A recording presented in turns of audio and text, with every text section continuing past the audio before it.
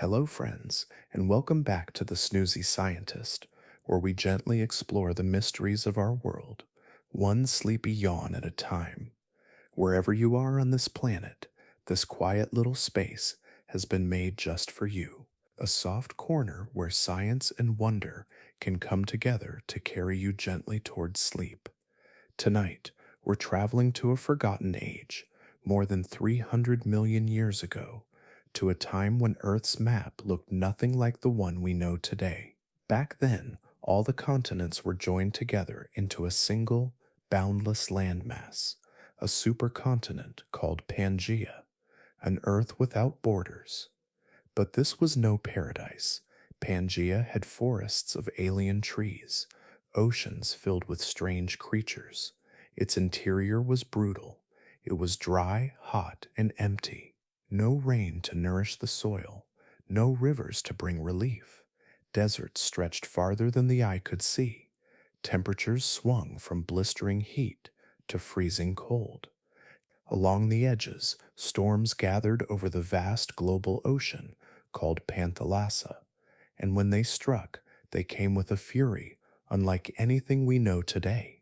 It was a world of awe and of danger, a time when Earth tested life itself. But what did life look like on such a supercontinent? What deadly forces shaped it? How did creatures survive in such extremes? Why did this giant landmass eventually shatter and drift apart? And perhaps the most haunting question of all, could this happen again? Scientists believe it could. They call it Pangaea Proxima, a possible future when continents will once more collide into one. Tonight, we'll drift slowly into that forgotten world of Earth's lost supercontinent. But before we begin, if you enjoy videos like this, slow, soothing, and quietly filled with wonder, I'd love it if you gave this one a gentle like and maybe tapped subscribe. It helps more curious minds like you discover this peaceful little corner of the internet, and it lets the algorithm know that sleep and science truly belong together. And if you'd be so kind, let me know in the comments, where are you winding down from tonight, and what time is it there?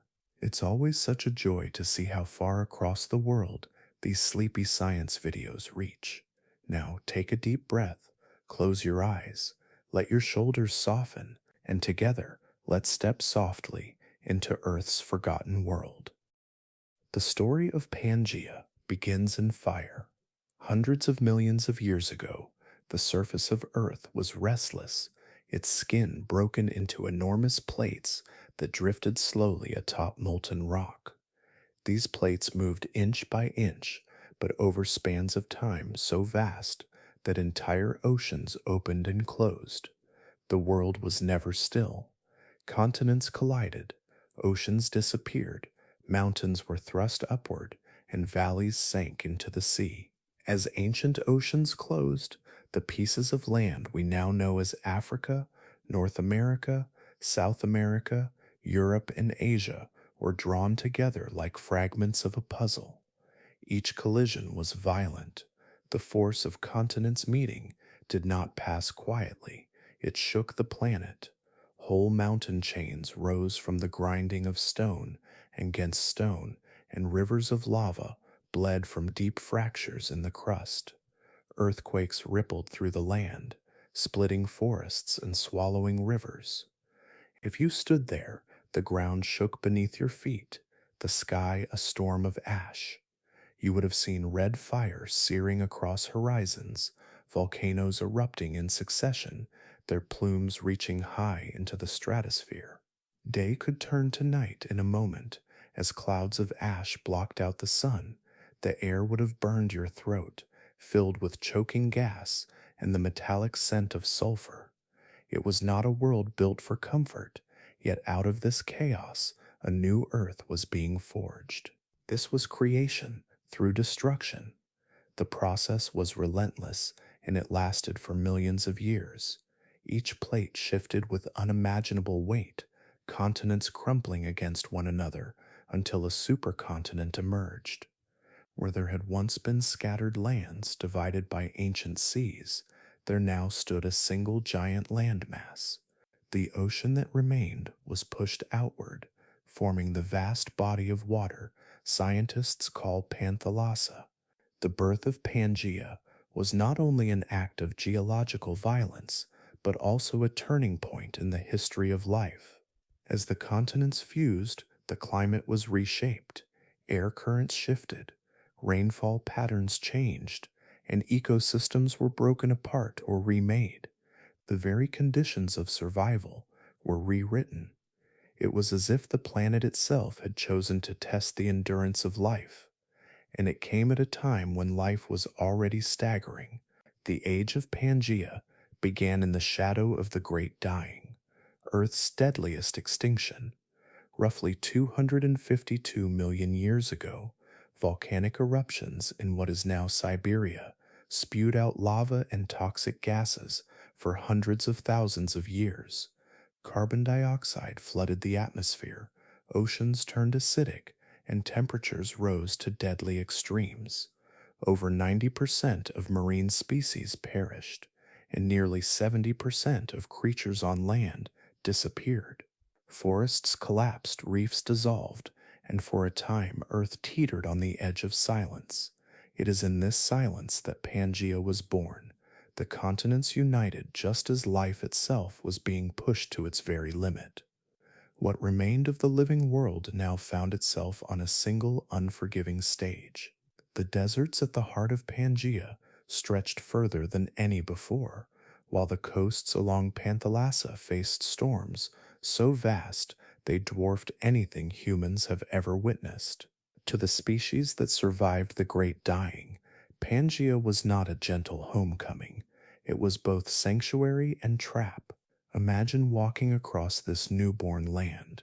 The earth beneath your feet would still carry the scars of eruptions. Ash would lie thick on the ground, layering over fossilized forests and rivers that had vanished.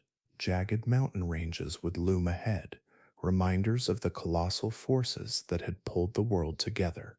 Even the skies would not have been free of menace. Lightning crackled through ash clouds, illuminating the air in unnatural shades of red and gold. Yet through all of this violence, a kind of stability was emerging. With the continents locked together, a new balance began to take shape. The landmass itself acted like a single vast experiment, reshaping winds, seas, and climates in ways Earth had never seen before. The scars of fire and death laid the foundation for the next great chapter of life's story. And as Pangaea settled into place, the world prepared for what would come next. The deserts, the storms, and the endless coastlines of this strange supercontinent were ready to shape the creatures that would rise from the ruins of the Great Dying. Once the supercontinent had finally settled into place, its true character began to reveal itself. Pangaea was not a gentle union of lands. It was a continent of extremes, a world of staggering contrasts that tested every form of life that managed to cling to its surface. Imagine standing in the very heart of this landmass, thousands of kilometers from the sea. Around you stretches an endless desert, cracked earth reaching the horizon, shimmering in the heavy heat. There are no rivers to drink from, no shade to rest beneath, only dust and silence. The air is so dry it draws the moisture from your skin, and each breath feels heavy in your lungs. Daytime brings blistering temperatures that sear the ground, but when the sun sinks, the heat disappears and the land chills to a bone-deep cold. Nothing soft or forgiving lived in these interiors. This was an empty core, a desert so vast that rainfall rarely, if ever, reached it. The sheer size of Pangaea created this brutal dryness. On a smaller continent, ocean winds can carry rain inland, feeding rivers and forests, but here the distance was too great. The interior was cut off from the life-giving influence of the sea, leaving an arid wasteland in its place. Fossilized dunes, preserved in stone and scattered across today's continents, whisper of these immense deserts, their shapes frozen in time like waves of sand in a sea that never held water. Yet, as barren as the heart of Pangia was, its edges told a different story. Along the coasts, where the land met the waters of the global ocean Panthalasa, life could find a fragile hold. But even here, survival was not simple. The very ocean that surrounded all of Earth became the engine of colossal storms. With one body of water encircling the planet, currents stretched unbroken for thousands of kilometers, gathering energy that was unleashed in tempests of unimaginable scale. If you stood along a shoreline, you might have seen black clouds building far over the horizon, walls of water rising as winds screamed through the trees. These were not storms that lasted for mere hours, but massive weather systems that could linger for weeks, drenching the coasts with torrential rains before retreating back into the ocean. Then the silence would return, broken only by the hiss of waves and the cries of whatever creatures had endured the onslaught. Panthalassa itself was both a shield and a threat. Its waters fed storms, shaped climates, and carried life across its expanse. Beneath its surface, vast ecosystems flourished and faltered, but on its shores, it was a force that carved coastlines and battered the forests with its endless rhythm.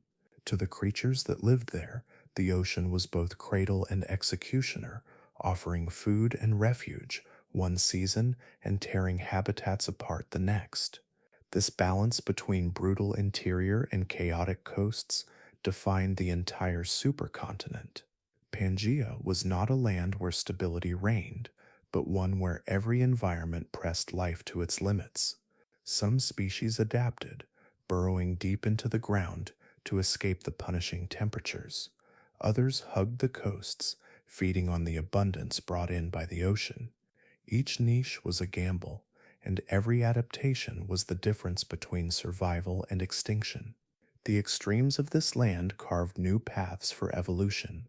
In the deserts, creatures learned to conserve water and withstand searing heat. On the storm-lashed shores, others grew strong enough to survive sudden floods and shifting landscapes. The climate forced life into forms it had never taken before, and in that relentless pressure, the seeds of future dominance were quietly sown. From the furnace of the interior to the wild coasts battered by the might of Panthalassa, Pangia stood as both cradle and crucible. It was a land that nurtured life and destroyed it in the same breath, a world balanced between opportunity and ruin. And within this precarious balance, Earth prepared for the next chapter of its story, when life would attempt to rebuild itself upon this harsh and unforgiving stage. The silence after disaster is often the most haunting sound of all. When the Great Dying reached its peak, Earth stood on the edge of emptiness. More than 9 out of every 10 species in the oceans were gone. On land, nearly 70% of creatures disappeared, their bodies swallowed by shifting sands or buried under layers of ash. Forests collapsed, coral reefs dissolved, and once lively coastlines became graveyards. The fossil record marks this boundary with eerie precision, a line in stone where abundance simply stops. The survivors of this catastrophe were few, and they were strange. With ecosystems shattered, the creatures that endured were often not the strongest or the fiercest, but those best suited to hardship. One of the most remarkable was a squat, tusked animal called Lystrosaurus.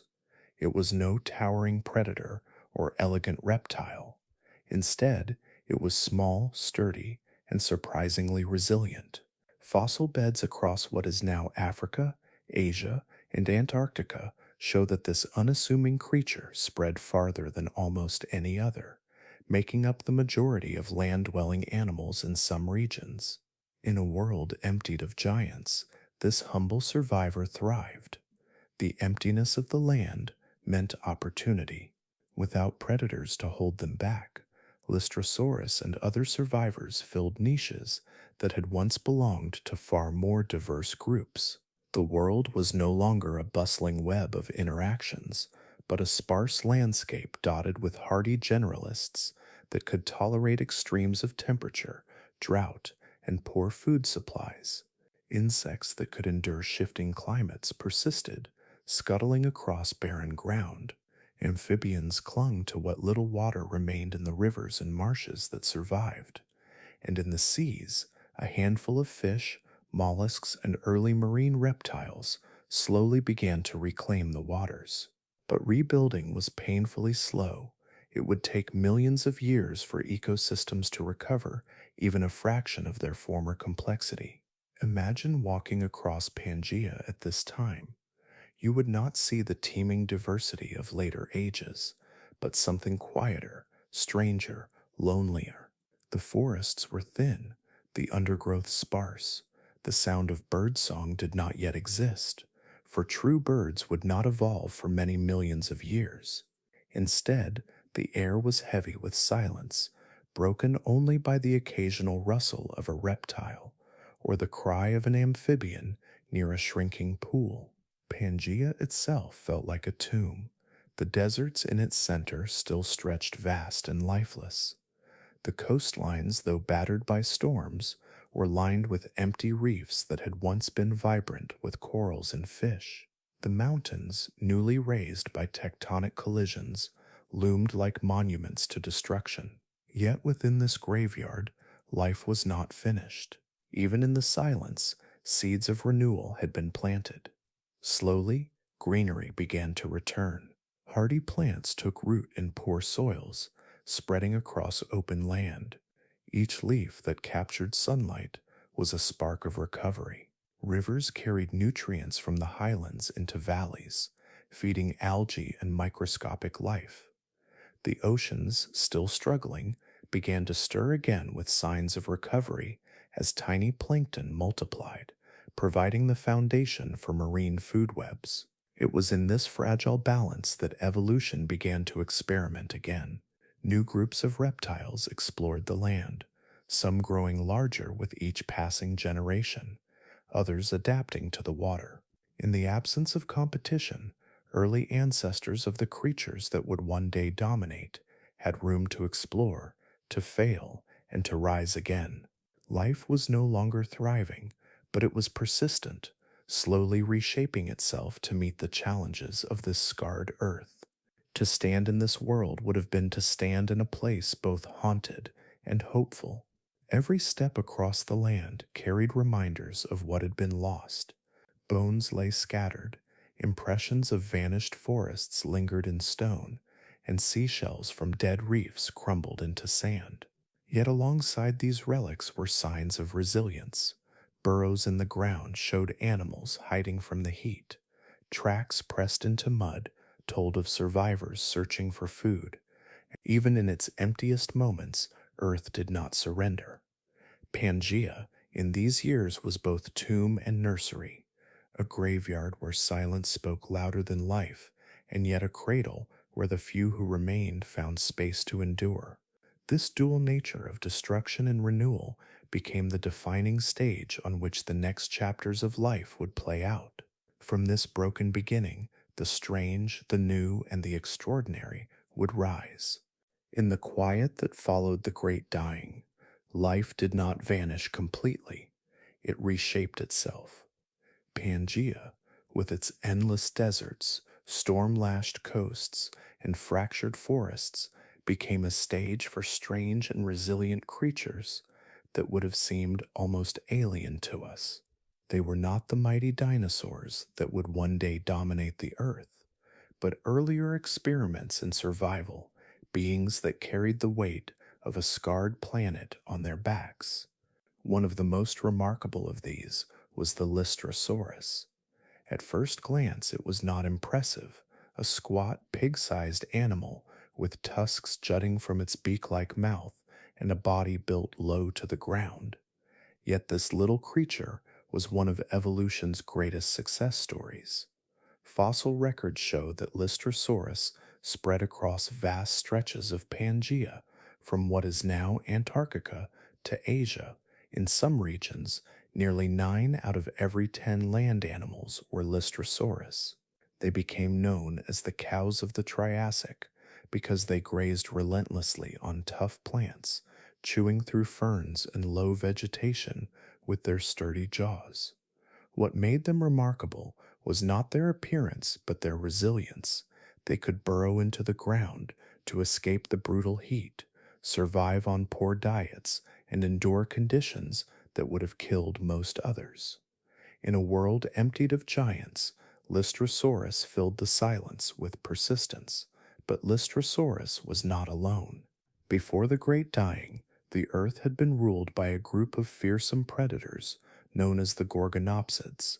They were mammal-like reptiles, some as large as bears, with elongated bodies, sharp claws, and terrifying saber-like teeth that could pierce thick hides.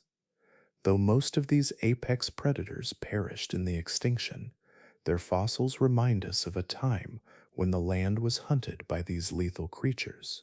Their downfall created a vacuum in the food chain, leaving Pangia without its former rulers.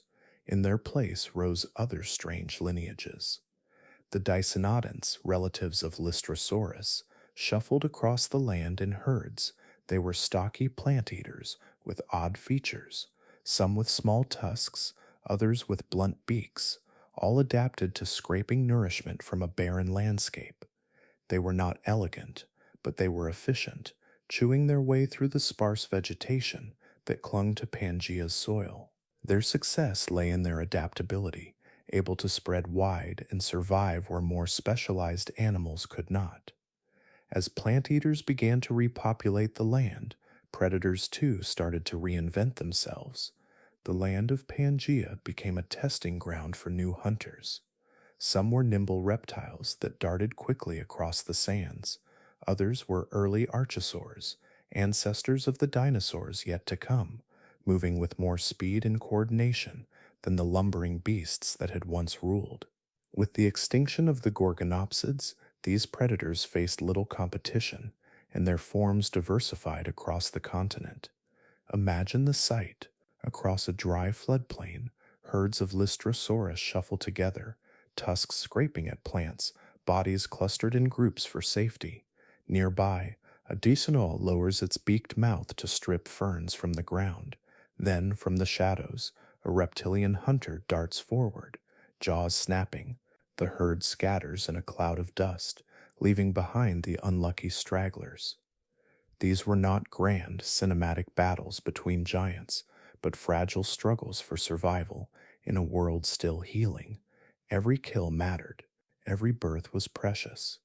The creatures of Pangaea were not simply survivors, they were pioneers. On a scarred stage where ecosystems had been erased, they were building new ones from scratch.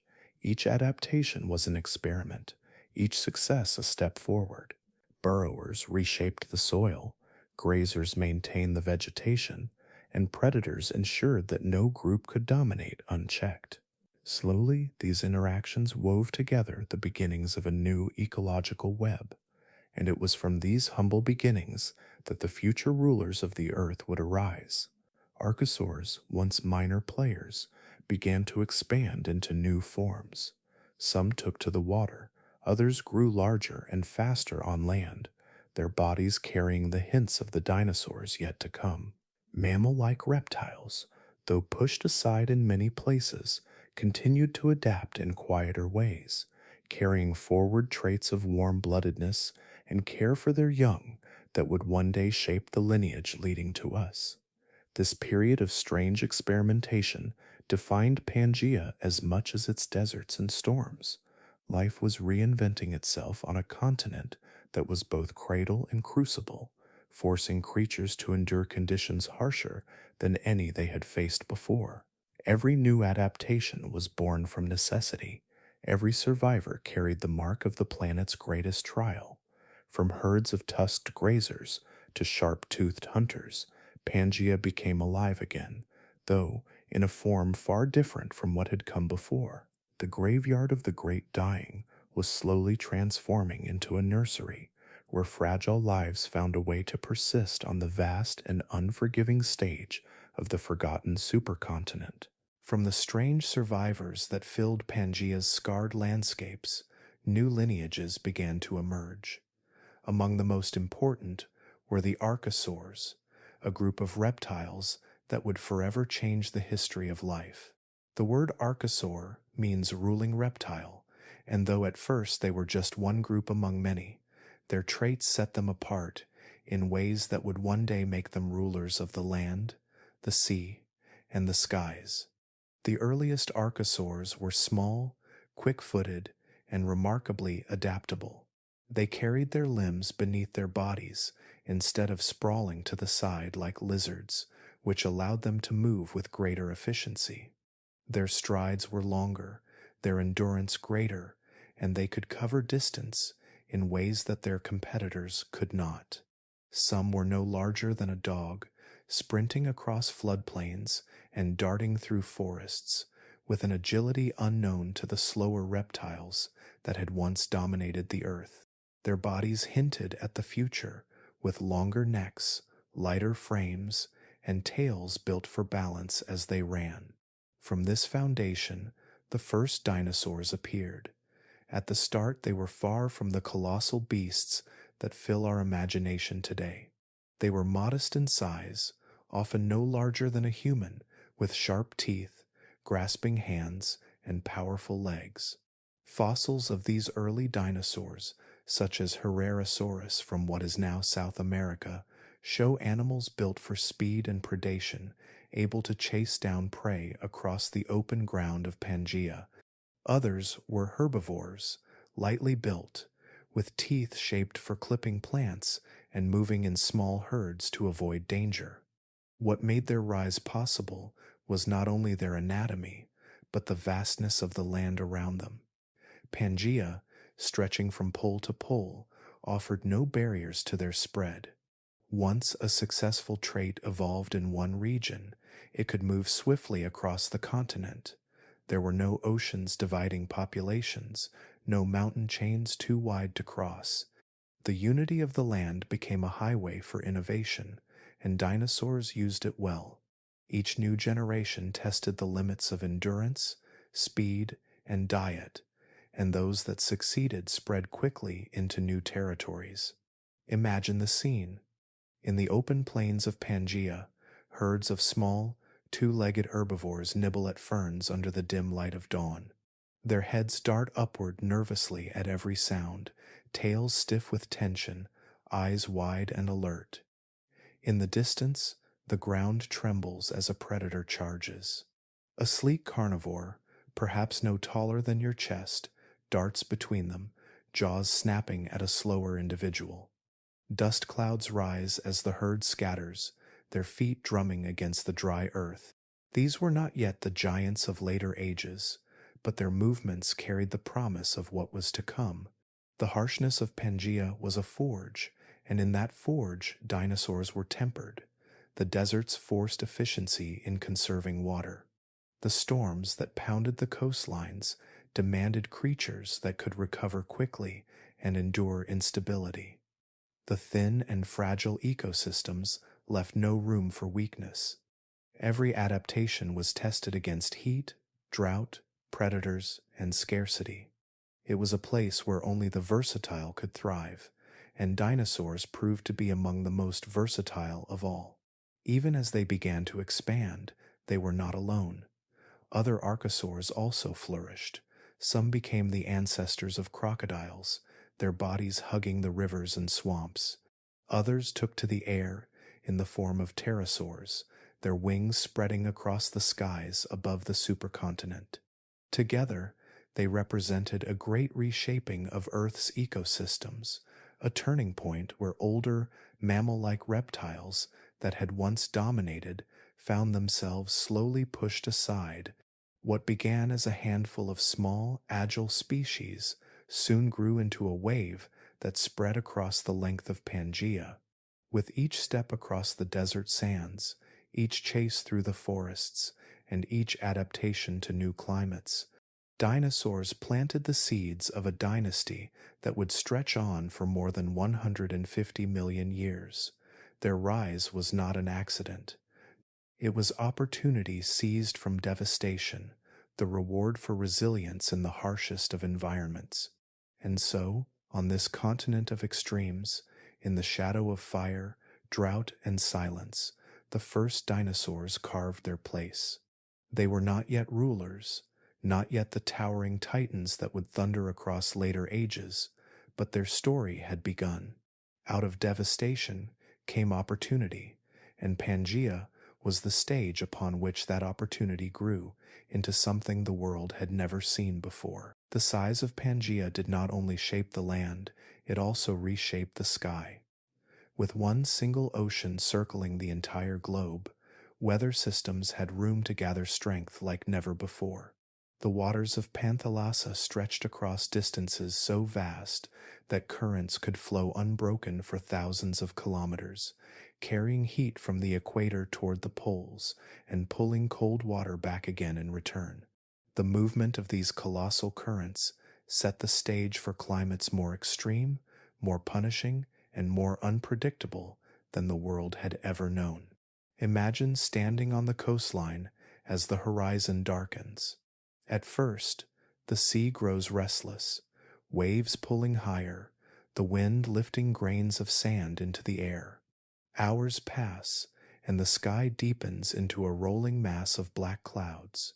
Then it begins, a downpour so heavy it feels as though the heavens themselves have opened, rain lashing the ground without pause, filling rivers, soaking forests, and turning plains into swamps. The sound is constant, deafening, and relentless. Days pass, and the storm does not ease. Weeks pass, and still the rain falls. Imagine rain falling for weeks, then silence for years. These storms, fueled by the energy of a single global ocean, were not short-lived tempests, but seasons of fury. They resembled monsoons, yet on a scale far beyond the ones we know today. In some regions, rain would pour for months, flooding valleys and washing away the soil. In others, the same currents that delivered water to distant coasts left the heart of Pangia starved and dry, locked in endless drought. It was not balance, but a cycle of extremes that punished one region while sparing another, only to shift again in a new pattern years later. Panthalasa acted as both cradle and tyrant. Its vastness allowed it to gather unimaginable amounts of heat beneath the equatorial sunday. That heat did not stay still. It traveled outward in currents that snaked across the globe, dragging with them the seeds of storms. Where the warm waters collided with cooler regions, the atmosphere above them churned and twisted into cyclones that dwarfed anything modern humans have recorded. With no continental barriers to slow them, these tempests could roar across unbroken stretches of water, gathering strength until they slammed into the shores of Pangia with unrelenting force. The animals that lived along these coasts bore the brunt of this violence. Forests were ripped apart, plants uprooted and swept into the sea. Herds of small herbivores were driven inland by flooding, while predators followed the trail of displaced prey. Even the rivers were transformed, swelling into raging torrents that carved new paths across the land. Yet when the rains ended, the silence was just as harsh. The ground dried into cracked earth, and the green that had flourished under weeks of water quickly withered away. Life was forced to adjust, to migrate with the rhythms of these unpredictable tempests. In the interior of Pangia, the storms rarely reached, but their absence was its own curse. The same ocean that could bring endless floods to the coasts left the center locked in scorching drought. Heat built during the long dry seasons until the soil turned to dust. Plants wilted, and animals dug deep burrows to escape the burning air. When the winds shifted and storms finally broke through, they arrived with such violence that the land had no chance to absorb the water, turning deserts into brief, deadly rivers before the heat reclaimed them again. The power of the superocean created contrasts so extreme that no single place on Pangaea was ever truly safe from the sky. On the edges, rain drowned the forests. In the middle, drought smothered the deserts. Even regions blessed with more moderate climates lived under the constant possibility of change. Nothing was steady. The land and the sky conspired together to keep life always on the edge, always adapting, always tested. And yet, in this world of instability, life endured. Some creatures learned to follow the rains, moving with the seasons to find food. Others adapted to scarcity, surviving on little water for long stretches. Each storm, each drought, each shift in wind carved the future in quiet ways, shaping which species would flourish and which would fade. As the storms pounded the coasts and the deserts burned in silence, Pangaea revealed itself as a land that offered no kindness. It was both harsh and fertile, both destroyer and giver of life, and the stage it set would continue to shape the creatures rising in its shadow. Amid the deserts and the storms, there were places where the land softened, and here forests of giants took root. They were not like the forests we know today. There were no flowering plants, no grasses swaying at your feet, no familiar pines or oaks or maples. Instead, the landscapes of Pangaea were filled with alien greenery, plants that to our eyes would seem both strange and otherworldly. The first to dominate were cycads, plants that looked like a cross between palms and ferns. Their thick trunks pushed upward with slow determination, crowned by stiff fronds that spread in circles, their leaves sharp and waxy to resist the heat. Standing in their shadow, you might think you were beneath enormous green fountains frozen in place, each leaf reaching upward as though straining for the sunlight.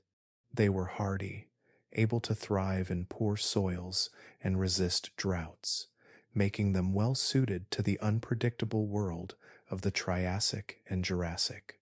Among them stood conifers, ancestors of the trees that would one day give us pines and spruces. These were taller, with bark like armor and needle-shaped leaves that clustered in spirals. Their forms were towering and rigid, spiking into the air in defiance of the storms that tore across the coasts. From their cones, seeds were cast into the wind, carried far across Pangaea's plains to find purchase wherever the soil allowed. Their resilience gave them reach, and their wood, strong and straight, created forests dense enough to darken the ground below. Tree ferns filled the gaps, plants with no flowers and no seeds, only spores drifting in clouds that sparkled faintly in the sunlight. Their trunks rose like columns, slender but sturdy, topped with vast fronds that stretched outward in green canopies. Walking among these trees, leaves fanned above like alien umbrellas, blotting out the sky in a patchwork of overlapping fronds. The air beneath them was damp and heavy, scented with earth and resin, alive with the faint rustling of countless leaves brushing against one another in the breeze. These forests thrived where deserts could not reach, often along river valleys, floodplains, and coastal lowlands. In contrast to the endless stretches of barren interior, they were lush oases, alive with sound and movement. Small reptiles scuttled across roots, insects buzzed in clouds above the ferns, and amphibians slid through streams that wound among the trees. Here, in pockets shielded from the worst of the climate, ecosystems rebuilt themselves piece by piece. The fossil record has preserved these worlds in haunting detail. In what is now Arizona, layers of petrified wood tell the story of ancient conifer forests, their trunks turned to stone over hundreds of millions of years. Their colors gleam with minerals, reds, purples, yellows, each ring of growth frozen in time. In Antarctica, fossilized forests still lie beneath the ice, proof that during Pangaea's reign, Even the polar regions were once home to towering greenery. To walk through these stone forests today is to glimpse echoes of the supercontinent, a silent reminder of what once flourished.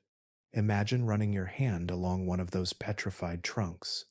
The surface is smooth and cold, yet the shape is unmistakable, every knot and groove preserved. You can almost feel the life that once pulsed there, sap rising through vessels, branches reaching skyward, leaves unfurling in the sunlight. The ground beneath your feet would have been soft with needles, ferns, and fallen fronds, a carpet alive with decomposition, feeding the cycle of life. Yet these forests were not eternal. They lived in uneasy balance with the forces of Pangea.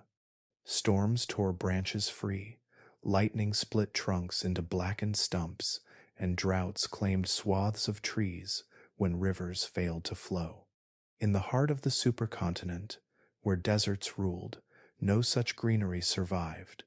The forests clung to the margins, defiant yet fragile, their existence made possible only by the constant presence of water. To the creatures of Pangia, these forests were both shelter and trap. Herds of small herbivores moved in the undergrowth, nibbling at ferns and cycads, while predators stalked silently between trunks. The air was filled with tension, a living theater where life and death unfolded daily beneath towering canopies. Even as storms reshaped the land and deserts claimed their territory, the forests of giants endured, scattering their spores and seeds into the wind, ensuring that some part of their lineage would carry forward into the ages to come. In the stillness of these alien groves, Pangaea revealed yet another of its faces. It was not only a continent of desolation and fury, but also one of resilience and quiet growth, where life, pressed to its limits, still found ways to rise skyward. If the lands of Pangaea were scarred and unforgiving, the seas of Panthalasa were something else entirely. Beneath the restless surface of that endless ocean, life was reinventing itself in forms stranger and fiercer than ever before. In the wake of the Great Dying, when most marine species had vanished, the oceans became a vast, empty canvas, and evolution wasted no time in painting it with new experiments. The rulers of these waters were the ichthyosaurs, marine reptiles that seemed sculpted from the very idea of speed. Their bodies were sleek and fish-like, streamlined with long snouts bristling with sharp teeth. They swam with the grace of modern dolphins, propelling themselves through the currents with powerful tails. Some grew longer than a bus, their eyes so enormous that they could see clearly, even in the dim light of the deep. Imagine their silhouettes gliding silently beneath you, rising suddenly from the shadows to strike with a burst of terrifying speed. They were the undisputed predators of their time, chasing fish, cephalopods, and anything else that dared to share their waters. But they were not alone. In these seas also swam the early plesiosaurs, another lineage of reptiles that took to the ocean with equal ambition. Some had long necks with small heads, darting through schools of fish like living spears, plucking prey with needle-like teeth. Others evolved shorter, sturdier necks and powerful jaws that could crush armored creatures with a single snap. They swam with four large, flipper-like limbs, their movements steady and strong, almost as though they flew through water the way birds soar through the sky.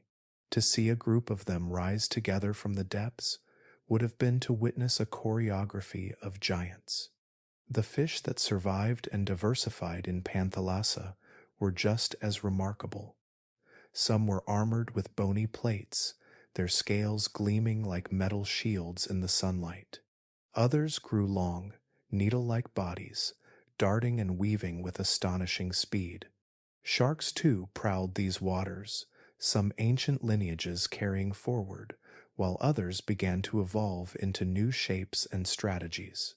Each species was adapted to extremes, for the conditions of Panthalasa were rarely stable, Currents shifted unpredictably, storms battered the coasts, and oxygen levels in the water could fall dangerously low in some regions, leaving stretches of sea almost lifeless. Those that survived were specialists in endurance and adaptation. Panthalasa was not simply a stage for predators and prey, it was a cradle for experiments. Here, evolution tested new forms that the land could not yet sustain. Giant eyes developed in the ichthyosaurs, specialized limbs became wings of water for the plesiosaurs, and new strategies for feeding, movement, and survival spread through schools of fish. The absence of ancient competitors cleared the way for innovation. Every creature in this ocean carried the imprint of catastrophe, yet each also carried the spark of renewal. Imagine yourself adrift in those waters. Beneath you, the world is alive with motion. Schools of fish shimmer like liquid silver, bending and folding together as if guided by one mind. From the gloom below, a vast shadow rises, and in an instant the school scatters as an ichthyosaur bursts upward, jaws snapping, body twisting as it disappears again into the deep. Not far away, a plesiosaur breaks the surface with a spray of foam, its long neck weaving as its jaws close on an unlucky swimmer. The sea itself feels alive, restless, as though it is constantly reshaping the rules of survival. For all their ferocity, these predators were not the final word on dominance. They were part of a larger pattern, one where ecosystems were still in flux, where every adaptation opened new opportunities and new risks. The ocean was not a place of certainty, but a place of constant testing. What thrived today might vanish tomorrow, replaced by something even stranger. Panthalasa, with its vastness and power, was both cradle and crucible. It gave birth to monsters, tested them in storms and shifting currents, and rewarded those able to endure its extremes. On land, life was clawing its way back slowly, but in the sea, it surged forward, reinventing itself with breathtaking speed. The oceans of Pangia were alive with predators that dwarfed anything before them, and within their shadows the foundations of future lineages quietly took shape, preparing for the ages to come. For all the life that thrived in Panthalasa's waters, there were places where the ocean fell silent. Vast stretches of sea where nothing stirred, no fins cutting through the current, no schools of fish shimmering in the light. These were the dead zones, places where oxygen had collapsed, and the waters themselves became hostile to life. Fossils from these regions tell an eerie story. In layers of rock that should have been filled with shells, teeth, and bones, there is instead emptiness. It is as though life simply skipped these places, leaving behind only silence. The cause of these barren stretches lay deep in the chemistry of the ocean. When volcanic eruptions poured gases into the atmosphere and carbon dioxide levels spiked, the seas absorbed that burden.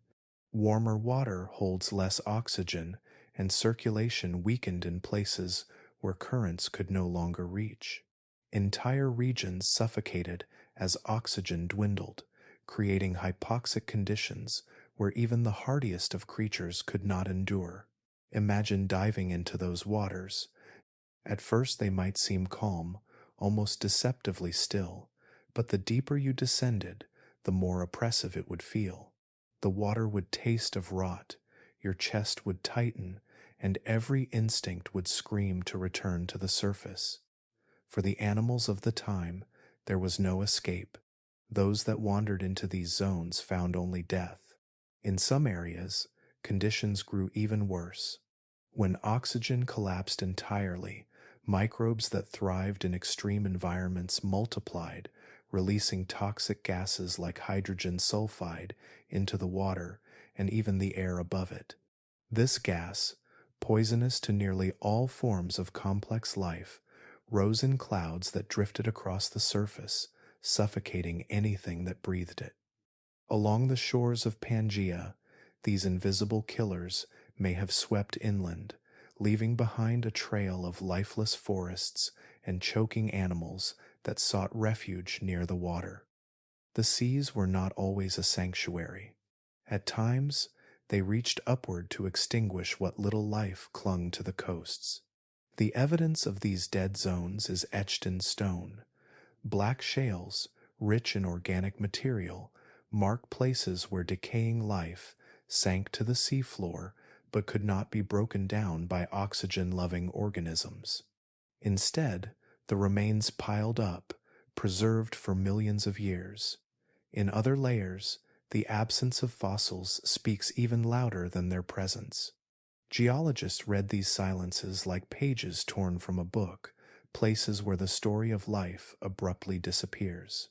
For scientists, these gaps are chilling, proof that the oceans themselves turned traitor, betraying the creatures that depended on them. The contrast between regions of abundance and regions of absence was stark. In some parts of Panthalasa, ichthyosaurs and plesiosaurs reigned, chasing shoals of fish through thriving ecosystems. Yet, just beyond those thriving waters, entire basins lay dead, stagnant and suffocating.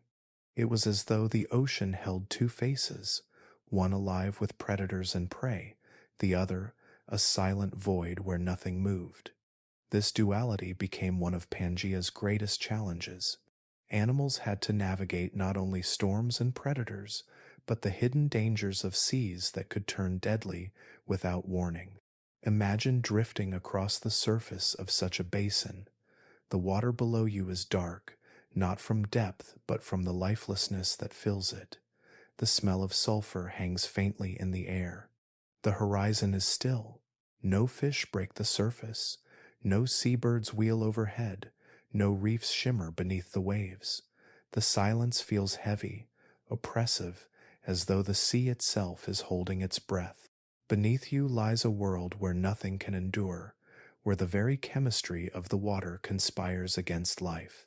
For the survivors of this age, these dead zones became boundaries, invisible walls that shaped migration and forced creatures into narrower ranges.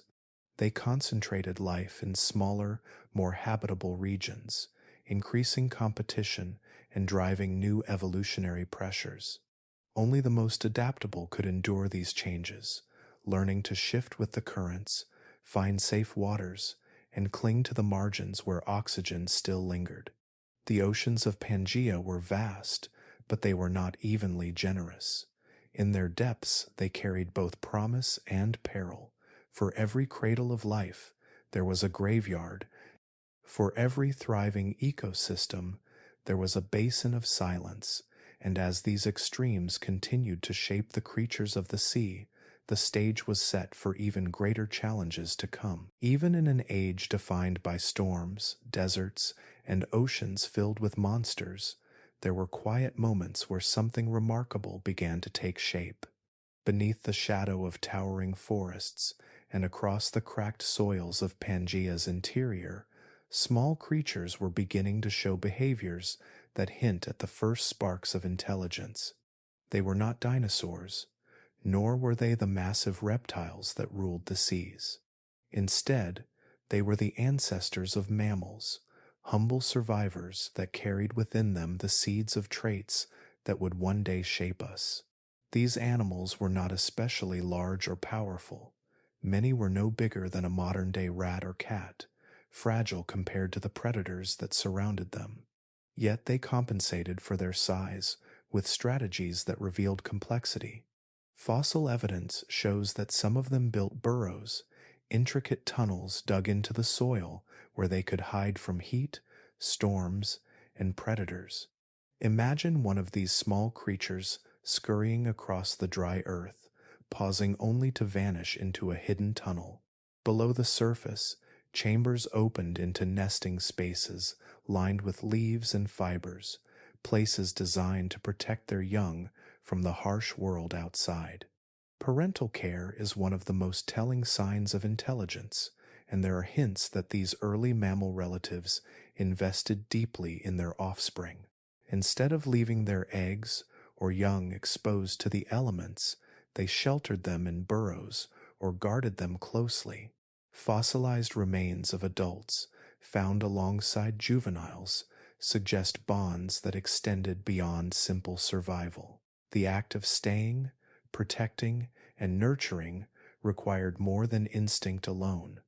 It required foresight, patience, and cooperation. There are even suggestions of social behavior.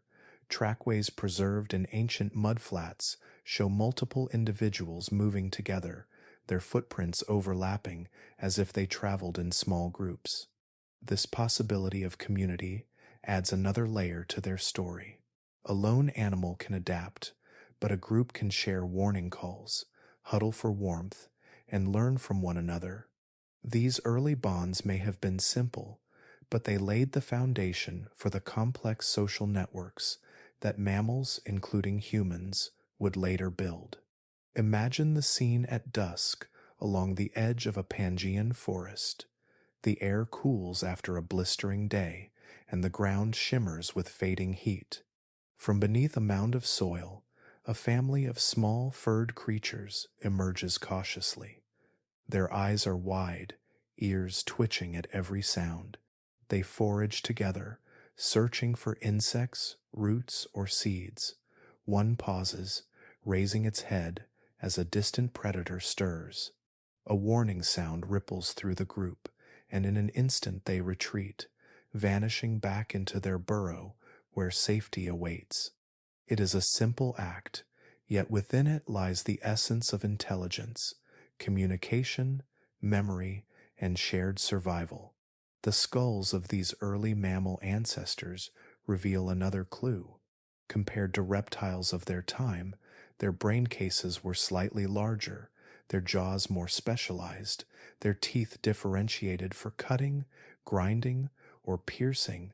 These were signs of adaptability, hints that they could take advantage of a wider range of food sources and respond to changing conditions more effectively. Adaptability is one of the most important ingredients of intelligence, and here, deep in prehistory, it was beginning to stir. The awe of recognizing these sparks comes from understanding what they would eventually lead to. In the soft rustle of a creature building its burrow, in the tender act of a parent guarding its young, and in the shuffle of tracks across a muddy floodplain, the blueprint of future mammals was being written. Long before humans carved tools or painted caves, the behaviors that would one day define our lineage were already emerging in tiny, unassuming animals clinging to survival on a hostile supercontinent. They were not yet capable of the grand complexity we associate with thought, but the path had begun. Each burrow dug, each young one nurtured, each warning call shared was a step forward, small but profound. These creatures carried within them the resilience of the past and the promise of what was to come. And so, on a continent that had seen so much devastation, where deserts swallowed horizons and storms crushed coastlines, the first sparks of intelligence flickered quietly. They glowed not in the giants that roared across the land, but in the small survivors who endured by thinking, by caring, and by adapting. It was a faint light, but it was enough, and it would one day blaze into the story of us. The world of Pangia was never still. Beneath its vast surface, molten rock pushed and pulled, straining against the crust, waiting for release. Around 200 million years ago, that tension erupted in one of the most violent geological events in Earth's history. Scientists call it the Central Atlantic Magmatic Province, but those words hardly capture the scale of destruction. It was a time when the Earth itself seemed to split open, pouring fire across the land in floods of lava that stretched farther than the eye could see. Imagine standing on a plain as the ground begins to crack. At first, it is only a tremor, a distant rumble rolling underfoot. Then the earth splits, and fountains of molten rock erupt skyward, raining fire across the horizon. Rivers of lava surge outward, swallowing valleys, drowning forests, and hardening into vast plateaus of black basalt. This was not a single eruption, but a chain of them, repeating over hundreds of thousands of years. Each one released enough lava to bury continents, each one pumping gases into the atmosphere that choked the air and poisoned the seas. The scale of these eruptions is almost impossible to comprehend. Modern volcanic events, even the largest in recorded history, pale beside them. Here, the lava did not flow for days or weeks, but for centuries, creating sheets of rock that still cover enormous portions of the planet today. In what is now eastern North America, northern Africa, and parts of Europe and South America, layers of hardened basalt stretch across the land, silent reminders of an age when the earth bled fire. The effects of this cataclysm were devastating. As carbon dioxide and sulfur poured into the atmosphere, climates spun into chaos. Temperatures soared, then dropped suddenly as sunlight was blocked by clouds of ash. Acid rain fell from darkened skies, leaching nutrients from the soil and poisoning lakes and rivers. In the seas, oxygen levels plummeted and entire ecosystems collapsed. Species that had endured millions of years of struggle, survivors of the Great Dying, now faced extinction once again. The fossil record marks this moment with stark clarity. Before the eruptions, the world was filled with a mix of reptilian lineages, amphibians, and early mammal relatives. Afterward, many of these groups vanished, leaving gaps where once there had been diversity. Large amphibians, which had lingered in rivers and swamps, finally disappeared. Several families of reptiles were wiped away, their evolutionary experiments ending abruptly in stone. Even plants suffered, their delicate balance disrupted by shifting temperatures and toxic air. And yet, as always, catastrophe reshaped life as much as it destroyed it. Out of the devastation, one group seized the opportunity to rise unchallenged. The dinosaurs, once modest in size and scope, now expanded to fill the empty niches left behind. Freed from many of their competitors, they spread across Pangia with astonishing speed.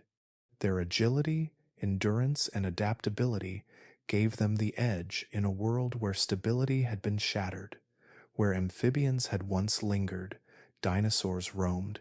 Where mammal-like reptiles had once held sway, herds of dinosaurs now grazed.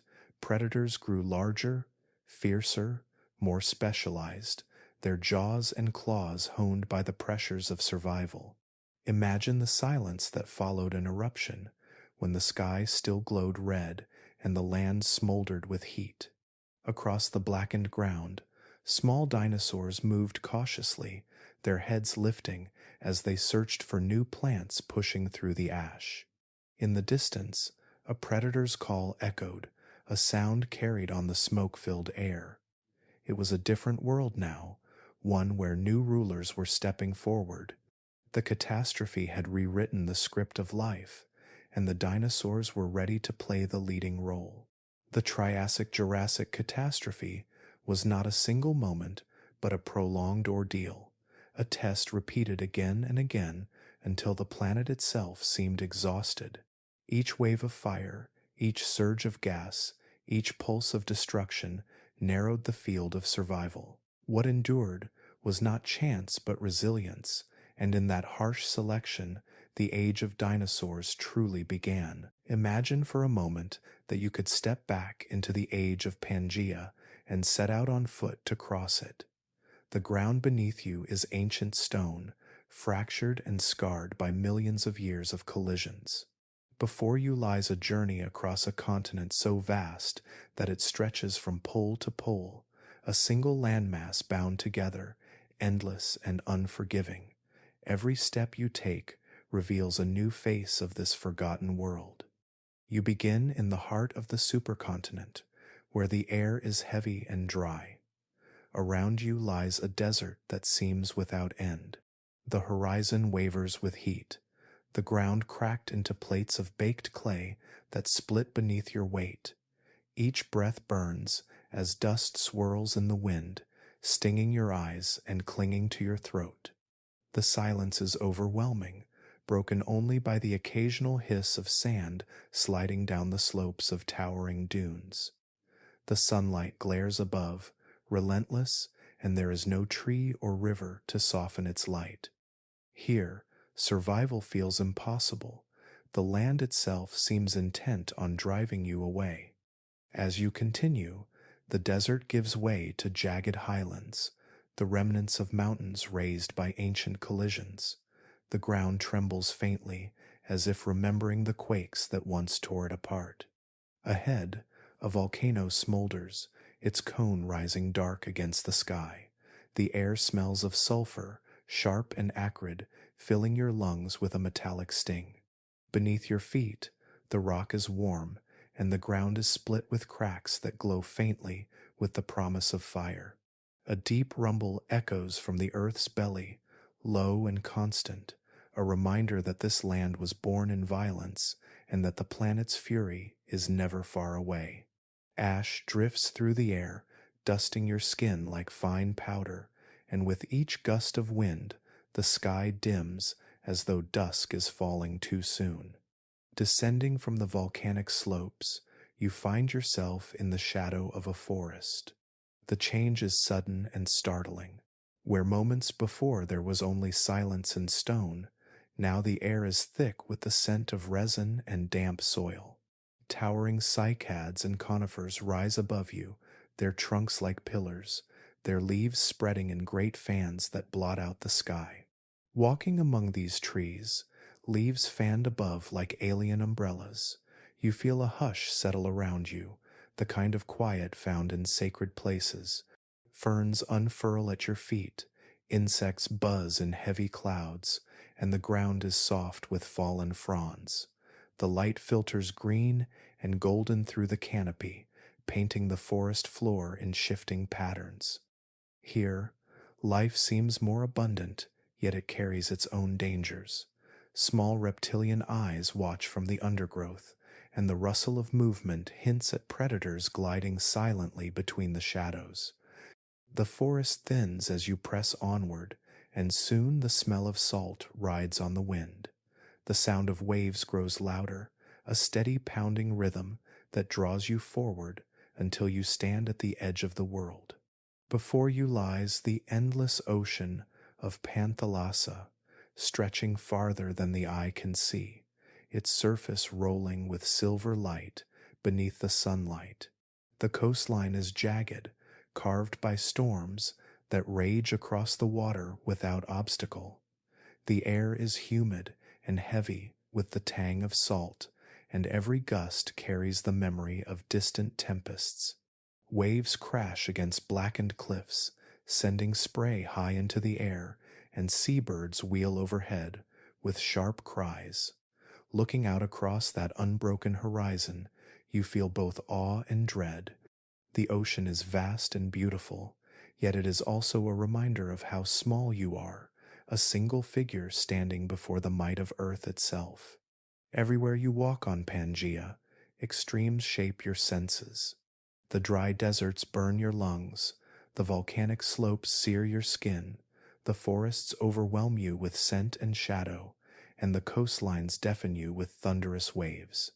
Each region tells its own story, and each demands its own price. To cross this land is to feel the full spectrum of Earth's power, from silence to storm, from fire to flood. And as your journey continues, the realization grows that Pangia is not merely a place, it is an ordeal, a continent that tests every creature that walks its surface. Every step reveals not only beauty but danger, not only abundance but emptiness. To walk across Pangia is to walk across the very edge of survival, where awe and dread march side by side. The story of Pangia is written not only in the deserts and forests of the past, but also in the clues scattered quietly across our world today. Long after the supercontinent broke apart, fragments of its memory remained locked in stone, waiting to be uncovered. For centuries, these clues lay unnoticed until curious eyes began to piece them together, assembling one of the greatest puzzles in the history of science. One of the most striking pieces of evidence came from a small reptile known as Mesosaurus. It was no towering predator, but a modest creature that lived more than 250 million years ago. Mesosaurus swam in freshwater lakes and rivers, its long jaws filled with needle-like teeth perfect for catching fish. Fossils of this animal were first found in South America, and later, remarkably, in southern Africa. The puzzle was undeniable. These animals could not have swum across an entire ocean, nor could their delicate bones have been carried so far by chance. The simplest explanation was also the boldest. At the time Mesosaurus lived, Africa and South America must once have been joined together, their rivers flowing across the same land. The rocks themselves carried whispers of this union. Along the coastlines of South America and Africa, scientists found layers of stone that matched in astonishing detail. Bands of sandstone, shale, and coal deposits lined up like torn pages from the same book, separated only by the Atlantic Ocean that now divides them. It was as if the earth had once been whole, then ripped apart, the seams of the tear still visible in the rocks. These patterns were not confined to one region. Across India, Antarctica, and Australia, glacial deposits of the same age appeared, suggesting that all these lands had once been connected near the southern pole, wrapped in ice that spread across the same continent. For early scientists, these discoveries were both thrilling and unsettling. In the 19th century, a German meteorologist named Alfred Wegener began to collect these threads of evidence. He noticed how the coastlines of continents seemed to fit together, like the pieces of a broken plate. Fossils of identical plants and animals were found on lands now separated by oceans. Mountain chains that began in North America continued across the Atlantic into Europe. Wegener proposed something radical, that the continents had once been joined in a single supercontinent, which he called Pangia, and had since drifted apart. At the time, his ideas were met with skepticism. The Earth, many argued, was fixed and immovable. The thought of entire continents shifting across the surface of the globe seemed impossible, like imagining the ground beneath one's feet as fluid and restless. Wegener could show the evidence, but he could not yet explain the force that moved the continents. For decades, his theory of continental drift remained controversial, dismissed by many as fanciful speculation. And yet, the rocks and fossils spoke with persistence. In India, paleobotanists uncovered impressions of ancient plants called Glossopteris, their fern-like leaves identical to those found in Africa, South America, and even Antarctica.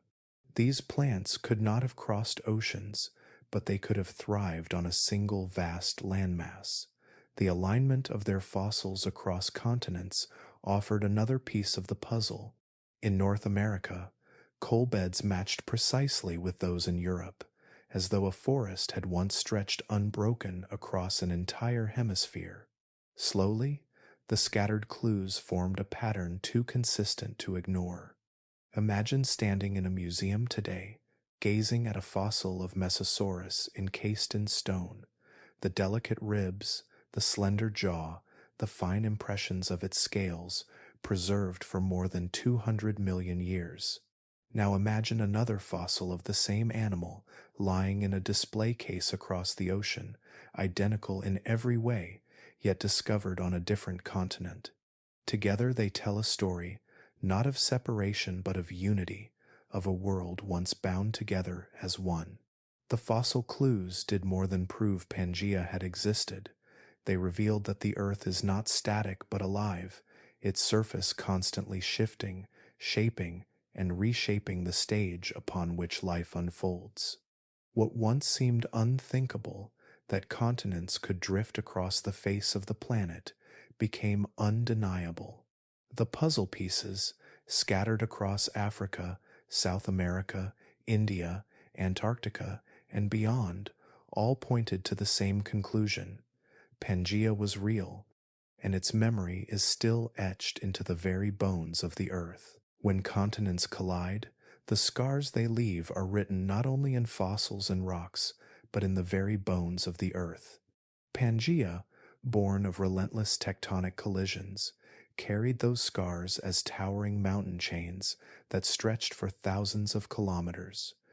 These mountains were not gentle hills, but vast fortresses of stone, thrust upward by unimaginable force when ancient lands slammed together. Even today, long after Pangaea has broken apart, their remnants still stand as monuments to that violent union. The Appalachians are one of these relics. Today they are softened by time, their slopes rounded, their peaks weathered and green with forests. But when they were first raised, they rivaled the Himalayas in scale. Imagine jagged summits capped with snow, ridges so sharp they split the horizon, valleys echoing with the roar of rivers cut by melting ice. These mountains were born when the ancient continent of Laurentia, the heart of what is now North America, collided with Gondwana, a massive landmass that included Africa and South America. The impact folded and crumpled the Earth's crust, shoving stone upward into colossal chains.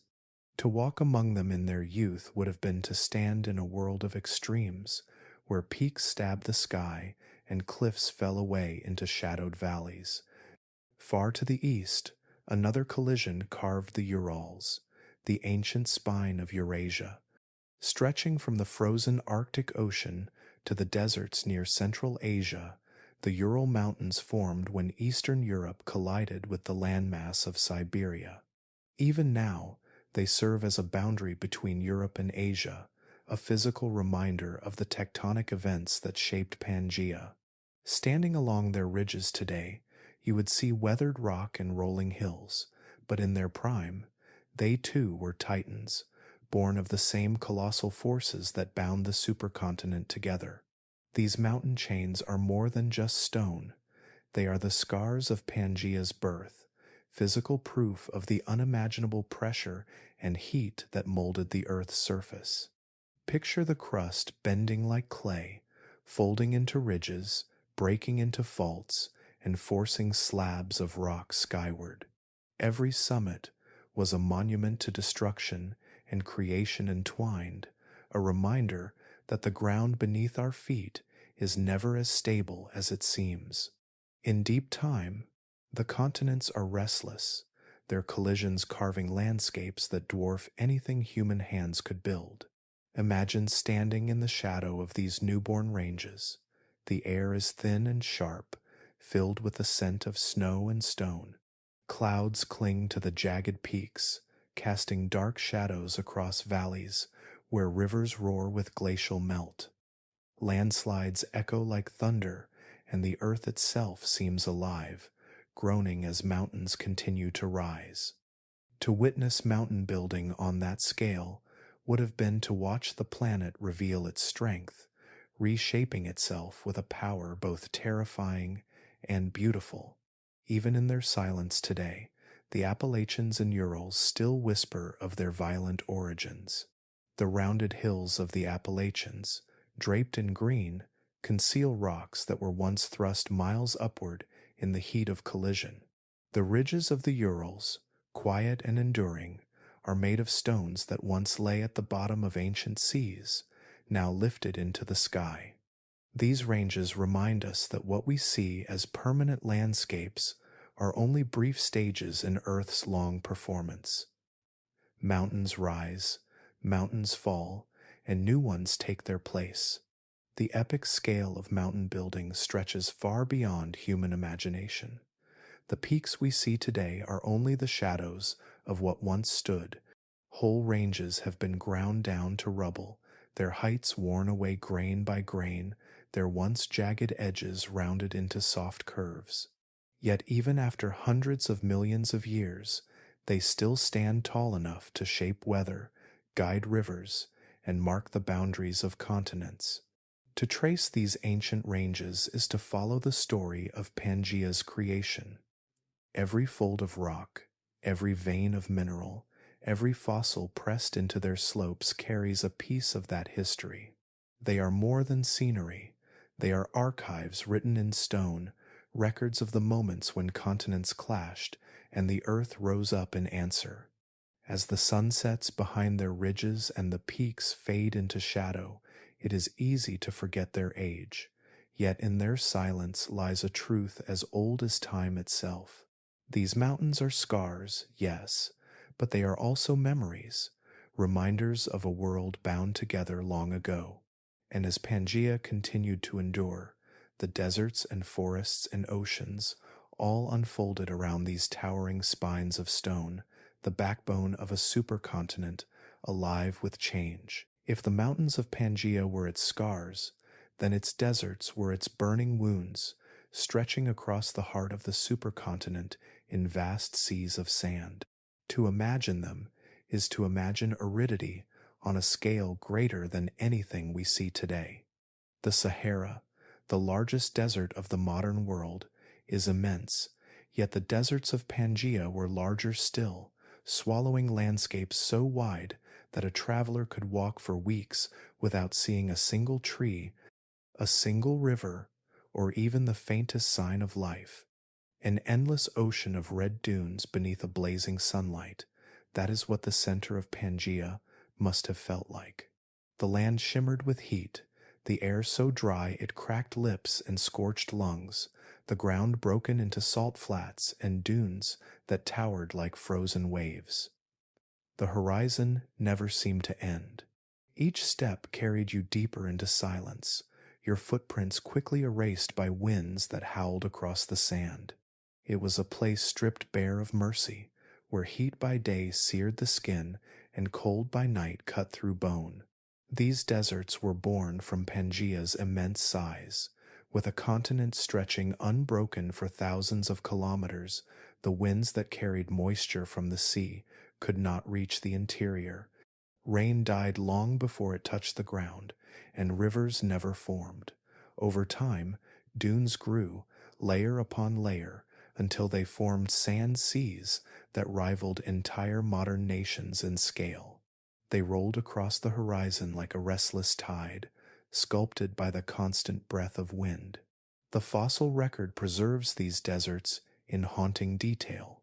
In North America, Africa, and even parts of Europe, layers of sandstone bear the rippling patterns of ancient dunes. Their cross-bedded layers reveal the shifting winds of Pangaea, each slanting line in the rock, a frozen echo of sand blown one way, then another, over millions of years. These fossil dunes are not mere patches.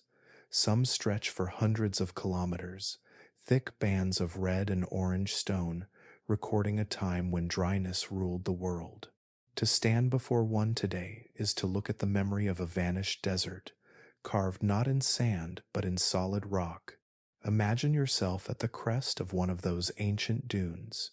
The wind lashes your face, carrying grains that sting like tiny needles. The sunlight hangs above, immense and merciless, its glare bouncing off the waves of sand until even the air seems aflame. Your eyes water, and each breath feels like inhaling fire. The land beneath your feet shifts and slides, pulling you downward as though trying to swallow you whole. Around you there is no movement, no sound, only the vast emptiness of an arid ocean frozen in place. These deserts were more than lifeless wastes. They were barriers, shaping the movements of animals and plants that tried to survive on the edges. Herbivores could not wander too far into the interior without water, so they remained near the coasts or in scattered valleys where rivers broke through. Predators followed them, turning the deserts into invisible walls that dictated where ecosystems could flourish. To many creatures, These dunes marked the edge of existence itself. Step too far, and the land consumed you. The heat of these deserts also influenced the climate far beyond their boundaries. Rising air currents lifted dust and heat high into the atmosphere, shaping global wind patterns that drove storms across Panthalasa and altered rainfall thousands of kilometers away. Even places that were not deserts felt their reach.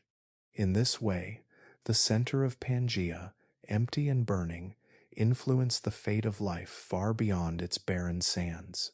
There is awe in their immensity, but also dread. The fossilized remains of these sand seas remind us that Earth has known extremes more severe than our modern deserts. They remind us that the landscapes we see today are not permanent, that continents can gather, climates can shift, and whole regions can be remade into blazing wastelands. As the sunlight beat down on Pangea's deserts of fire, life clung desperately to the margins, adapting to scarcity, inventing new ways to endure. And it was along those edges, where barren sands met rivers, forests, and coastlines, that the next great chapters of survival would continue to unfold. In the heart of Pangaea, the desert stretched vast and lifeless, an ocean of heat and silence where almost nothing could survive. But along the edges of the supercontinent, where land met water, life found refuge. The coasts became sanctuaries, narrow strips where biodiversity could cling to survival. Here, in the shallows and reefs, ecosystems slowly rebuilt themselves, weaving fragile webs of life that would one day flourish again. Imagine walking toward the shoreline after days across the dry interior. The air shifts from burning dryness to a humid weight, heavy with the smell of salt and seaweed. The roar of waves fills your ears, steady and constant, and the horizon shimmers with silver light. Beneath the surface of those waters, the story of survival was unfolding. While deserts claimed the center of Pangea, the margins whispered of recovery. Shallow seas became havens. Sunlight poured through their clear waters, feeding algae and plankton that formed the foundation of food chains. Small fish darted among rocks, their scales flashing like coins in the light. Crustaceans scuttled across sandy bottoms, burrowing into the sediment and filtering nutrients. These were humble beginnings, yet from them rose entire ecosystems. Coral reefs, nearly erased during the Great Dying, began to return in patches, their skeletons building upon one another to form new homes for life. Slowly, cautiously, the reefs spread outward, fragile but determined. Picture yourself drifting over one of these early reefs. Below you is a tapestry of color. Corals, though smaller and less diverse than those of today, cluster into strange formations. Soft corals wave in the current, their fronds swaying like underwater forests. Small fish weave among them, flashes of silver, red, and gold. A mollusk opens and shuts its shell as if breathing, while sea stars creep silently across the reef. Every crevice shelters something, a crab hidden in shadow, a worm nestled in coral, an anemone with tentacles drifting like delicate threads. The reef hums with quiet persistence, each creature playing its part in rebuilding a shattered world. These coasts were more than refuges. They were engines of renewal. Tides brought nutrients from the open ocean, mixing them into shallow bays. Rivers carried sediments from inland mountains, feeding the plankton that bloomed in pulses of green. Storms, though destructive, churned the waters and spread larvae across vast distances, allowing corals and fish to colonize new ground. At the very edges of Pangaea, the planet was practicing survival on a grand scale, experimenting with new communities that would one day give rise to greater complexity. Life here was fragile, yet resilient. Every storm could strip a reef bare, Every shift in temperature could bleach corals and scatter fish, yet somehow they endured. It was in these marginal zones that some of the most important evolutionary leaps were taking place. Early marine reptiles patrolled the shallows, gliding with powerful tails as they hunted fish and squid. Primitive sharks prowled the coasts, their dark shapes cutting silently through the water.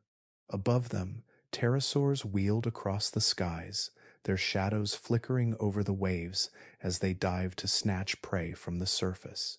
The margins were not only safe havens, they were crossroads where land, sea, and sky collided.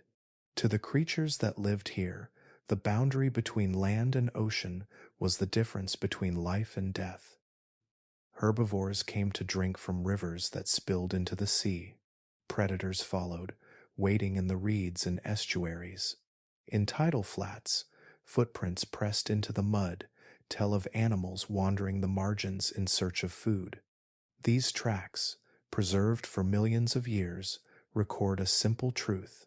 The edges were where survival concentrated. The interior might be barren, but the coast was alive. Even today, the remnants of this story can be traced in stone. Fossil reefs, preserved in limestone, show the geometry of corals that once thrived in the shadow of Pangia. Layers of sediment reveal tidal flats where ancient waves lapped against the shore. Shells, fish bones, and marine reptile fossils speak of shallow seas that teemed with life while the supercontinent's heart remained silent. They remind us that Earth's edges have always been cradles of diversity, places where instability gives way to creativity. At the margins of Pangia, life was delicate but determined. Each tide, each storm, each tiny creature played a role in rebuilding what had been lost. And from these fragile beginnings along the coasts, the next chapters of Earth's history were already taking shape, preparing for the rise of new rulers and the transformation of entire ecosystems. The world of Pangaea was never gentle, and nowhere was that clearer than in its climate. It was a land of extremes, a place where the sky itself could not be trusted. Seasons were not measured in steady cycles of spring and harvest, but in violent swings between unbearable heat, endless drought, and sudden floods that could sweep across entire regions. To live on Pangaea was to live at the mercy of a climate that shifted like a restless giant, unpredictable and unforgiving. Imagine standing in the interior of the supercontinent at the height of summer. The ground shimmers with heat, air rising in invisible waves that twist the horizon. The soil is cracked, the rivers dry, and the plants that once clung to life are nothing more than brittle husks scattered by the wind. Herds of animals wander desperately in search of water, their tracks etched into the dust, some leading to nothing more than empty basins. The silence is broken only by the groan of the wind and the faint rasp of sand sliding down dunes. Then, without warning, the sky darkens. Clouds gather, heavy and swollen, and within hours, torrents of rain crash down. The ground, too dry to absorb it, turns to rivers of mud. Floods tear across the land, sweeping away everything in their path before vanishing as quickly as they came. This was the rhythm of Pangaea, where drought and flood followed one another like cruel twins. The cause of such extremes was written in the air itself. Carbon dioxide levels surged again and again during the Triassic, driven by volcanic outpourings and shifting patterns of circulation. These spikes trapped heat in the atmosphere, driving temperatures to punishing highs. In some places, the average temperature soared past what even the hardiest animals could endure. The seas warmed too, their surfaces steaming with heat, while the depths grew stagnant and suffocating. It was a world balanced on the edge, teetering between survival and collapse, where every rise in carbon dioxide carried consequences that reshaped the landscape. The record of these changes lies in the rocks. Bands of red sandstone, etched with the marks of ancient rivers, reveal times when floods carved their way across valleys. Layers of cracked mudstone capture the long droughts, baked into permanence by the harsh sunlight. Traces of fossilized soils show shifts in vegetation, where lush growth gave way to barren dust as climates swung back and forth. Even the bones of animals tell the tale. Growth rings in fossilized bone, like the rings of a tree, show periods of hardship, years when food and water grew scarce under the weight of heat and drought. Life responded as it always does, by adapting. Some creatures dug deeper burrows, hiding from the punishing surface. Others developed traits to conserve water, their bodies learning to endure scarcity. Herds migrated along ancient river valleys, chasing the brief abundance left behind by receding floods. For predators, survival depended on patience, waiting near the shrinking waterholes where thirsty herbivores had no choice but to gather. Each shift in climate forced new strategies, each challenge carved new paths forward. And yet, despite the resilience of life, there is a haunting familiarity in these ancient patterns. The spikes of carbon dioxide that drove Pangea's climate chaos echo in our world today. Just as volcanoes and tectonic upheavals once altered the chemistry of the air, human activity is now tipping the balance with equal force. Rising carbon dioxide, warming seas, droughts, and floods, the story of Pangaea is not only a memory, but a mirror. The Earth has faced these shifts before, and the consequences were profound. Species vanished, ecosystems collapsed, and only the most adaptable endured. Imagine yourself standing once more at the edge of a Triassic floodplain. The rains have just ended, and the waters are receding. Carcasses of animals lie scattered, swept together by the currents. The air is heavy with the smell of rot and wet earth, yet just beyond the devastation, green shoots push through the mud. Life endures, even here, but it is reshaped forever by the chaos that came before. That is the lesson the rocks carry, whispered across millions of years. The climate does not bend to us, it demands that we bend to it. On Pangaea, the climate was not a backdrop but a force of creation and destruction, a power that tested every creature that walked, swam, or flew. And as the supercontinent shifted and stretched under the weight of these extremes, the seeds of the future were sown in the crucible of its ever-changing sky. The land of Pangaea was harsh and unforgiving, but to truly imagine this world, you must also look upward. The skies above the supercontinent were filled with mysteries, shaped by forces that scientists are still piecing together. The air itself may not have been the same as the one we breathe today. Its chemistry was shifting, sometimes richer, sometimes thinner, and these subtle changes carried enormous consequences for life. Oxygen, the invisible thread that sustains breath, is written into the rocks and fossils of this time. There are hints that during parts of the Triassic, oxygen levels were lower than the 21% we know today. Imagine breathing in such air. Every inhalation would feel shallow, your chest rising and falling faster, your body straining to pull in what it needed. For animals, this thin atmosphere meant limits. Many species grew smaller, their metabolisms adjusted to scarcity, muscles tired more quickly, endurance was harder to sustain, and survival meant finding ways to live within the constraints of each breath. But oxygen levels did not remain steady. In other stretches of time, they may have climbed higher, briefly granting new possibilities.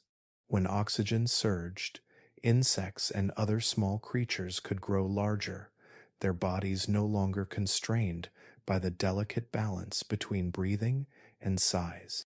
Dragonflies expanded their wingspans to impressive lengths, their gauzy forms shimmering as they darted across swamps and coastlines. Beetles grew bulkier, their armored shells clicking as they scuttled across the forest floor. Each shift in the chemistry of the air sculpted the size and form of life beneath it. The most astonishing transformation, however, came from the reptiles that took to the skies for the very first time. Pterosaurs, the earliest flying vertebrates, appeared during the late Triassic, and their rise forever changed the balance of life. They were not birds, though their wings might remind you of one. Instead, their wings were vast membranes of skin stretched taut over elongated fingers, leathery sails that caught the air and carried them aloft. Imagine standing at the edge of a coastal plain, the air heavy with salt and the roar of waves. Above you, the sky darkens, not with storm clouds, but with movement. Dozens of pterosaurs sweep overhead, their wings casting flickering shadows across the sand. Their cries echo against the cliffs, sharp and piercing, while their silhouettes wheel and dive in effortless arcs. Some are no larger than crows, fluttering close to the ground to snatch insects. Others grow to spans as wide as a small plane, gliding effortlessly on the thermals rising from the land. Looking up to skies filled with leathery wings, you would feel both awe and unease, a reminder that Earth was inventing new ways to conquer the air. Their bodies were built for flight in ways that reveal both ingenuity and fragility. Hollow bones made them light, yet strong. Long jaws bristling with teeth were designed for snatching fish from the water's surface or plucking small animals from the ground. Some may have crept awkwardly on all fours when grounded, folding their wings against their bodies like cloaks of skin. But once airborne, they were masters, riding the currents of Pangea's winds across endless coasts and seas. The presence of these new flyers reshaped ecosystems. Fish swimming near the surface had to contend not only with predators rising from below, but with hunters swooping down from above. Small reptiles on the land learned to dash for cover, their shadows betrayed by wings gliding silently overhead. Even the insects that had thrived along coastlines found themselves plucked from the air by sharp, snapping jaws. The skies of Pangia had become a new battlefield, a frontier as rich and dangerous as the deserts, forests, and seas below. To imagine Pangia fully is to imagine not only the vast deserts, the forests of giants, and the roaring oceans, but also the sky itself, alive with creatures that had never existed before. Each flap of leathery wings marked a turning point in evolution. Each shift in oxygen reshaped the balance of size and strength. Above the great supercontinent, the atmosphere carried both uncertainty and opportunity, sculpting life in ways that still echo across time. On Pangia, survival was never a quiet affair. It was written in the tension between hunter and hunted, in the delicate balance of food chains rebuilding after catastrophe. Every creature that walked on land, swam in the seas, or flew across the skies carried the weight of this struggle. Predators sharpened their tools for killing, prey evolved new tricks for escaping, and together they wove the fragile web of life that stretched across the supercontinent. On the open plains of Pangia, apex hunters stalked the herds that grazed near the margins of rivers and forests. Among the most formidable were the large archosaurs, reptilian predators that prowled with long, muscular tails and powerful jaws. Some, like the ancestors of later crocodiles, ambushed from the shadows of swamps, their bodies lying low in the water until the moment they lunged. Others, sleek and bipedal, chased prey across the floodplains with speed and endurance, their sharp teeth gleaming in the sunlight. Imagine the sudden silence of a herd as one of these hunters appeared on the horizon, heads lifting, tails stiff, bodies tense. Then the explosion of motion as predator and prey clashed. dust rising into the air as the chase began. The prey that roamed these lands were no less remarkable. Small herbivorous dinosaurs, early ancestors of the great giants to come, relied on speed and agility. They moved in groups, scattering in confusion when threatened, each hoping the predator would strike at another. Others evolved armor, their backs lined with bony plates that turned them into living shields. Some relied on mimicry and camouflage, blending into the forests of cycads and conifers where they could vanish among the shadows. For them, survival was not strength, but cunning. Every adaptation was a response to the constant pressure of being hunted. In the seas of Panthalasa, the balance was just as precarious.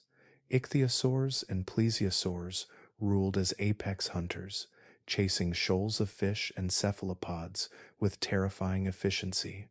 Their jaws were lined with teeth, designed to seize and shred, their eyes huge and unblinking as they cut through the water.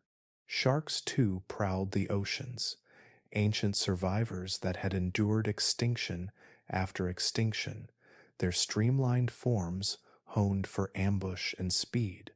Prey responded with schools and swarms, moving in dazzling unison to confuse attackers. Fish darted in flashes of silver, their movements choreographed as if one mind directed them all. Some grew spines and armor, others learned to vanish into deeper waters where predators dared not follow. The food webs that stretched across Pangia were still fragile, rebuilt after the Great Dying and reshaped by each catastrophe that followed. They were not yet as rich or as stable as the ecosystems we know today. A drought could collapse entire populations, a volcanic eruption could poison rivers, and the ripple of extinction could topple predators and prey alike. Yet, within that fragility lay resilience. Each new niche was filled, each empty role taken up by a creature willing to adapt. The constant push and pull of survival created ecosystems that, while fragile, were endlessly inventive. Imagine yourself crouched at the edge of a Triassic riverbank. The water ripples with movement as small reptiles sip at the edge, their heads jerking nervously at every sound. In the distance, the low bellow of a predator rumbles across the plain. You feel the tension in the air, the silence before the storm. Suddenly, the river erupts. A reptilian predator lunges upward, jaws clamping shut around an unsuspecting creature. The others scatter, their frantic splashes breaking the stillness. The hunter drags its prize into the water, the surface boiling with violence, before falling silent once again. This was the rhythm of Pangia. Every moment carried the weight of both opportunity and danger. The skies, too, became part of this struggle. Pterosaurs swooped low to snatch fish from the waves, or small animals from the ground.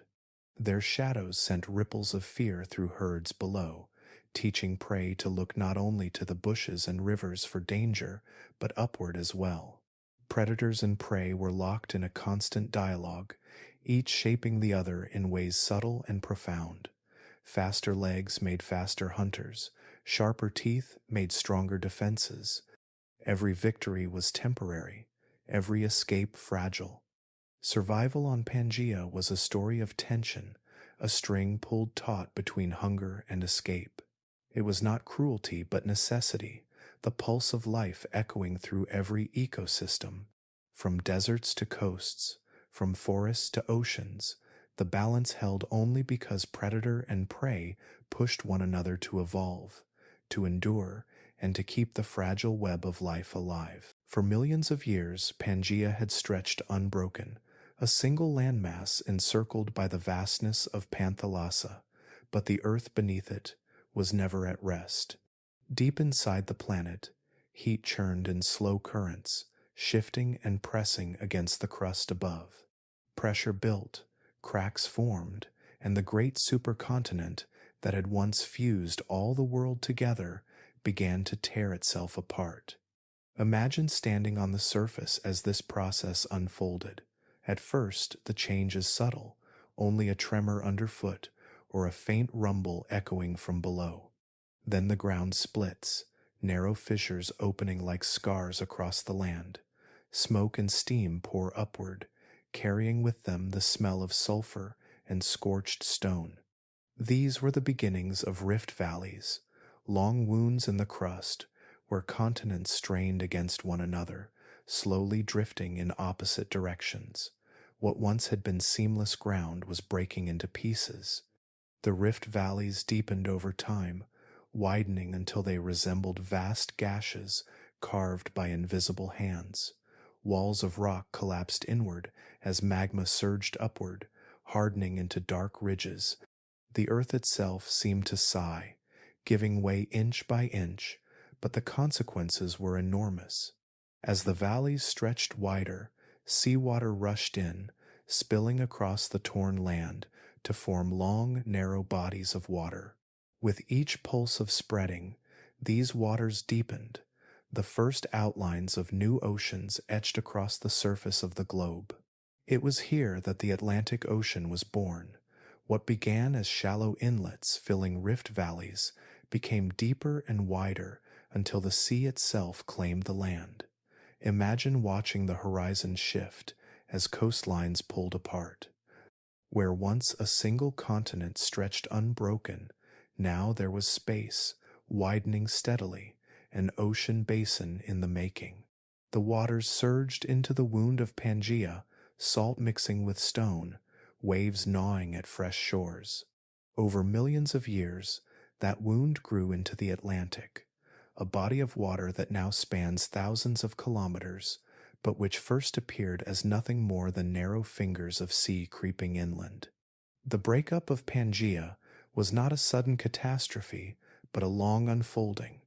Continents moved slowly, no faster than the growth of fingernails, yet the scale of their journey reshaped the planet. Africa drifted away from North America, tearing apart landscapes that had once shared forests, rivers, and creatures. South America pulled free, carrying with it the fossil record of plants and animals that once roamed side by side with those in Africa. Europe and Greenland edged apart, their seams marked by chains of volcanoes and ridges that still trace the scars of their separation today. To imagine this is to imagine cracks opening across the land, seas pouring in, forests divided, and animals cut off from one another forever. Herds that once roamed freely across vast plains suddenly found their ranges split by growing barriers of water. Populations became isolated, forced to adapt to new conditions or vanish altogether. From this fragmentation came diversity, the branching of life into new forms shaped by their divided continents. The very act of breaking apart fueled evolution. The land itself bore the marks of this transformation. Rift valleys left behind towering cliffs and escarpments that split the horizon. Volcanic activity carved new plateaus, spreading sheets of black basalt across the torn crust. Lakes formed in the valleys, some lasting only briefly, others surviving long enough to leave fossilized fish and plants as records of their existence. To walk across one of these regions would have been to tread on raw earth, a landscape in the act of remaking itself, unstable yet alive with possibility. And still the process has never truly ended.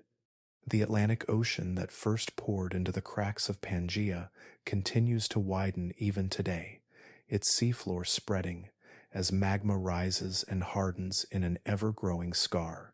The continents, once fused and then torn apart, continue their slow drift, a reminder that nothing on Earth is permanent. Pangea's breakup was not just the end of a supercontinent, it was the beginning of the world as we now know it, a planet of many continents and many seas, forever moving on restless plates. The breakup of Pangea was not only a story of continents pulling apart and oceans being born, it was also a story of fire, ash, and loss. As the land cracked open, volcanoes erupted in furious waves, spilling lava across vast stretches of the supercontinent. From these wounds in the earth, gases poured into the sky, invisible yet devastating. Carbon dioxide levels surged again and again, tilting the balance of air and sea. The planet's breath grew thick with greenhouse gases, and the climate spiraled into chaos. Imagine the horizon glowing red for weeks at a time, curtains of lava spilled across valleys, forests shriveling into ash as rivers of fire hardened into endless fields of black stone. The ground trembled, smoke blotted out the stars, and the air filled with the acrid taste of sulfur. For creatures living in these regions, there was no escape. Entire ecosystems were buried beneath molten floods, but the destruction did not stop at the edge of the lava. The gases released changed the world far beyond the eruption sites. Carbon dioxide, once released, spread across the globe. The air grew warmer, trapping heat like a heavy blanket wrapped around the planet. Rains fell acid-tinged, leaching minerals from the soil and poisoning lakes and rivers. In the oceans, the effect was even more profound. As the seas absorbed this excess carbon, their chemistry shifted. The waters became more acidic, eroding the delicate shells of plankton and corals. Creatures that had only just begun to recover after earlier catastrophes now faced a new, invisible enemy. The foundations of the food chain dissolved, and without them, countless species followed. In shallow seas where reefs had started to return, silence crept in once more. Coral skeletons crumbled, mollusks and tiny crustaceans struggled to survive. Fish populations dwindled as the web beneath them collapsed. On land, plants withered under unstable skies, their growth cycles disrupted by swings in temperature and rainfall. Herbivores found themselves starving, and predators soon starved with them.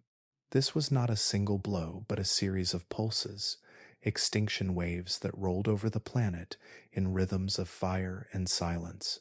And yet, as had happened before, destruction cleared the stage for new players. The reptiles that had once shared dominance with dinosaurs were weakened by these changes. Amphibians, already fragile, faded further into the background.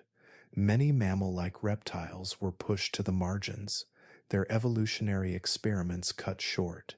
But the dinosaurs, agile and adaptable, surged forward.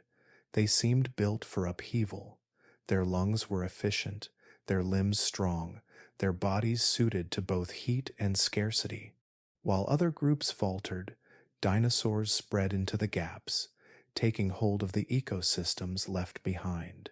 Picture a floodplain in the early Jurassic, just after one of these volcanic winters has passed. The ground is scarred, the air still heavy with the smell of ash. Scattered bones lie in the mud, remnants of species that did not endure. Then, through the haze, a new sound rises, the calls of herds of small dinosaurs moving across the plain. They pick at new shoots breaking through the soil, their numbers swelling as they feed.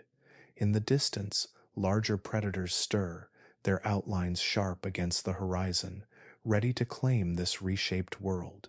From ruin, the dinosaurs inherited dominance, not through chance but through resilience. The fossil record marks this transition with stark clarity. Before the eruptions, diversity was spread across many groups of reptiles and amphibians. Afterward, the balance shifted. Dinosaurs, once only one lineage among many, began to dominate landscapes across Pangia. They grew larger, spread farther, and established themselves as the defining rulers of the next era. The catastrophe had stripped away competitors, and what remained were creatures prepared to thrive in the chaos. Extinction is never simply an end. It is also a transformation, a hand that clears the board and reshuffles the pieces. For Pangia, The price of volcanic fire and atmospheric turmoil was steep, but in that furnace, the age of dinosaurs was forged. And as the continents drifted farther apart, these new rulers would carry their strength into a changing world, shaping Earth's story for more than 100 million years to come. Extinction is more than silence. It is the loss of entire lineages, unique forms of life that will never return, the severing of branches from the tree of evolution. In the upheavals that shook Pangia, not everything could adapt, and not every experiment of nature survived. Some vanished completely, leaving only fragments in stone as faint reminders of what once was. The earth endured, but it carried scars that would never fully heal. Among the greatest of these losses were the mammal-like reptiles that had once thrived across the supercontinent. These strange creatures, called synapsids, were the closest ancestors of mammals. For millions of years, they were the dominant forms on land, walking with sturdy legs, their jaws lined with differentiated teeth, their bodies already showing the beginnings of traits that would one day define mammals. Some, like the dicynodonts, bore toothless beaks and tusks, grazing on plants much like modern cattle or elephants. Others, such as the gorgonopsids, were fierce predators, with saber-like teeth and powerful limbs that allowed them to bring down prey in the dry landscapes of Pangia. But as the climate shifted and extinctions rolled across the land, many of these lineages disappeared forever. Dicynodonts dwindled, their once widespread herds shrinking until they were gone. The gorgonopsids, apex hunters of their time, left no descendants. Even smaller, more adaptable forms fell away, erased by the combined weight of drought, volcanic upheaval, and the rise of dinosaurs. What remains of them are scattered bones pressed into stone, hints of a world where mammals might have risen sooner had these creatures survived. There are fossils that speak of even stranger experiments now lost. Paleontologists uncover skulls with odd crests, jaws with unfamiliar arrangements of teeth, and skeletons that do not match any living form. These ghost lineages tell us that life was trying countless paths, testing shapes and strategies we may never fully understand. Some synapsids developed sails upon their backs, great sheets of skin stretched over elongated spines, perhaps to regulate temperature or signal one another. Others bore elaborate ornamentation, ridges and horns that may have been used for display or combat. All of them are gone, their lines ending abruptly in the pages of deep time. Imagine standing in a Triassic valley and watching one of these creatures emerge from the shadows. Its form would be both familiar and alien, a mixture of reptile and mammal, walking with a gait somewhere between sprawling and upright. Its eyes glimmer with intelligence, its jaws grinding plants with specialized teeth. Around it, young ones scurry, their presence suggesting care and protection.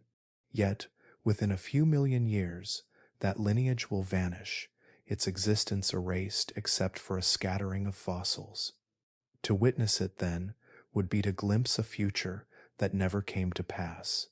The seas, too, held their share of forgotten experiments. Not every marine reptile line survived the chaos of shifting climates and acidifying oceans. Some early forms of fish and shelled creatures that once thrived in the shallow margins of Pangaea never recovered from the blows of rising carbon dioxide. Their shells dissolved, their populations dwindled, and their place in the food chain was lost. Today, we know them only through fragments preserved in limestone, delicate imprints of lives swept away by the tides of extinction. The permanent scars of these losses are felt even now. Evolution does not simply replace what is lost. When a lineage vanishes, so too does every possibility it carried. The mammals that eventually rose after the age of dinosaurs inherited only part of what their ancestors might have been. The diversity of shapes and forms that once flourished on Pangaea was pruned, leaving a tree of life that would grow differently than it might have. To reflect on these ghost species is to feel both awe and sadness, awe at the resilience of life that continued despite such loss, and sadness at what we will never know. The fossils whisper of possibilities, of creatures that carried within them hints of futures that never arrived. They are reminders that Earth does not promise survival to any one lineage, no matter how successful it seems. The story of Pangaea is not only about what endured, but also about what was lost forever. In the silence left behind by vanished mammal-like reptiles, in the gaps of the fossil record, where ghost lineages flicker briefly before fading, we find the scars of a world that endured endless trials. Those scars remind us that life is both fragile and tenacious, capable of astonishing reinvention, yet always marked by what it cannot recover. The story of Pangaea is not only one of fire and loss, it is also a story of opportunity, of a world connected in ways that no other age has ever known. For the first and only time in history, nearly all of Earth's land was bound together into a single supercontinent. This unity reshaped the course of evolution, allowing plants and animals to move freely across thousands of kilometers, spreading into new lands, colliding with other lineages, and weaving a global web of life. Imagine standing on a Triassic plain and watching a herd of early dinosaurs move across the horizon. They are small compared to the giants they will one day become, their bodies agile, their long tails balancing each step as they jog in groups. They are not bound to one valley or one coast. Instead, their world is open. With no oceans to block their path, they can wander from what is now South America to what is now Asia, their footprints pressing into the mud of every land in between. This freedom of movement gave dinosaurs an advantage that few creatures before them had ever known. Wherever a new niche opened, they could reach it. Wherever prey was plentiful, they could follow. Their spread was not limited to one corner of the world, but stretched across the full expanse of Pangaea.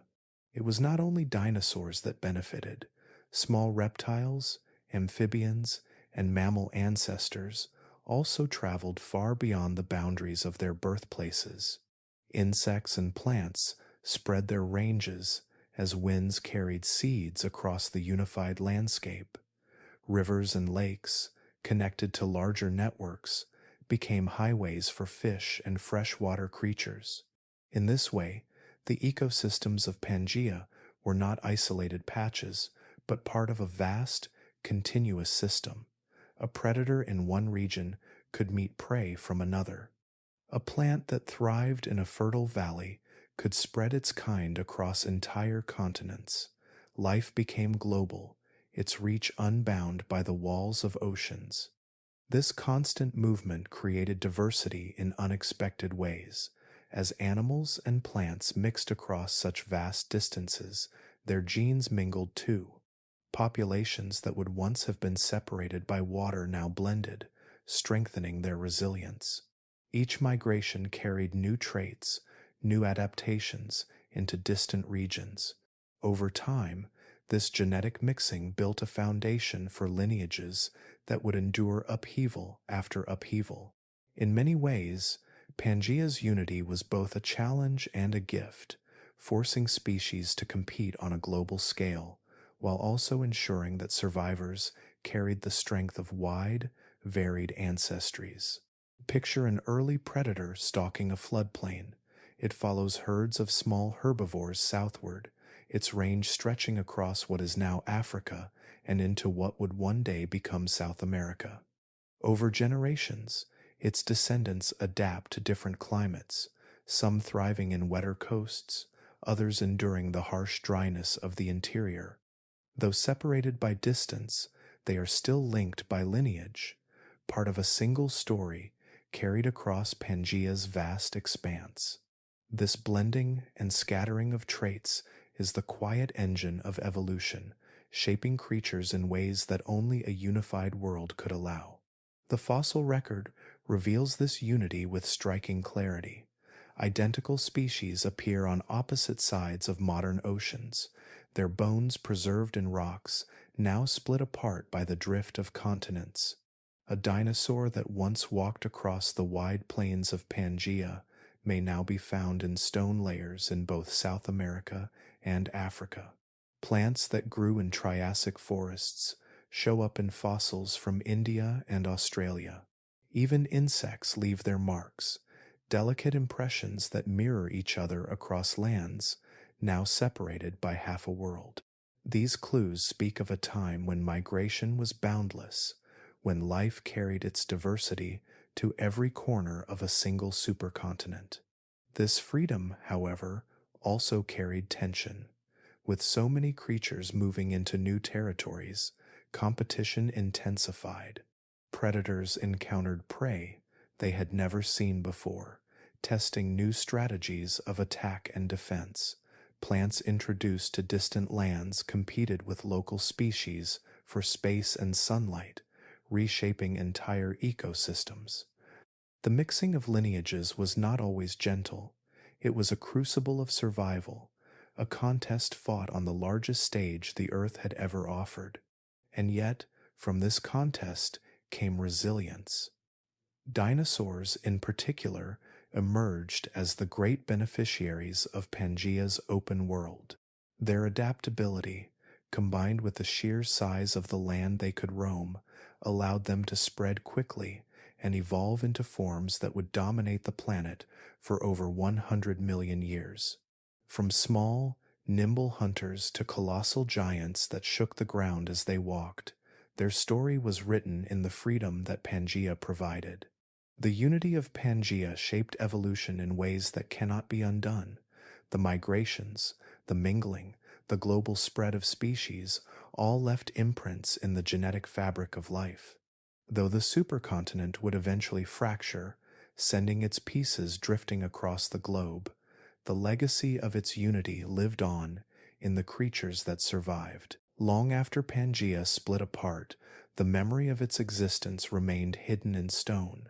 The continents that drifted away carried with them fragments of their shared past, records etched into the earth itself.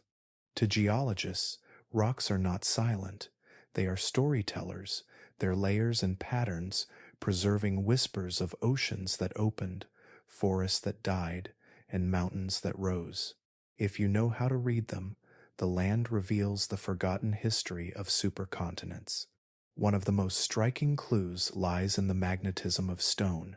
As molten rock cools, tiny crystals of iron within it align themselves with Earth's magnetic field, much like compass needles frozen in place.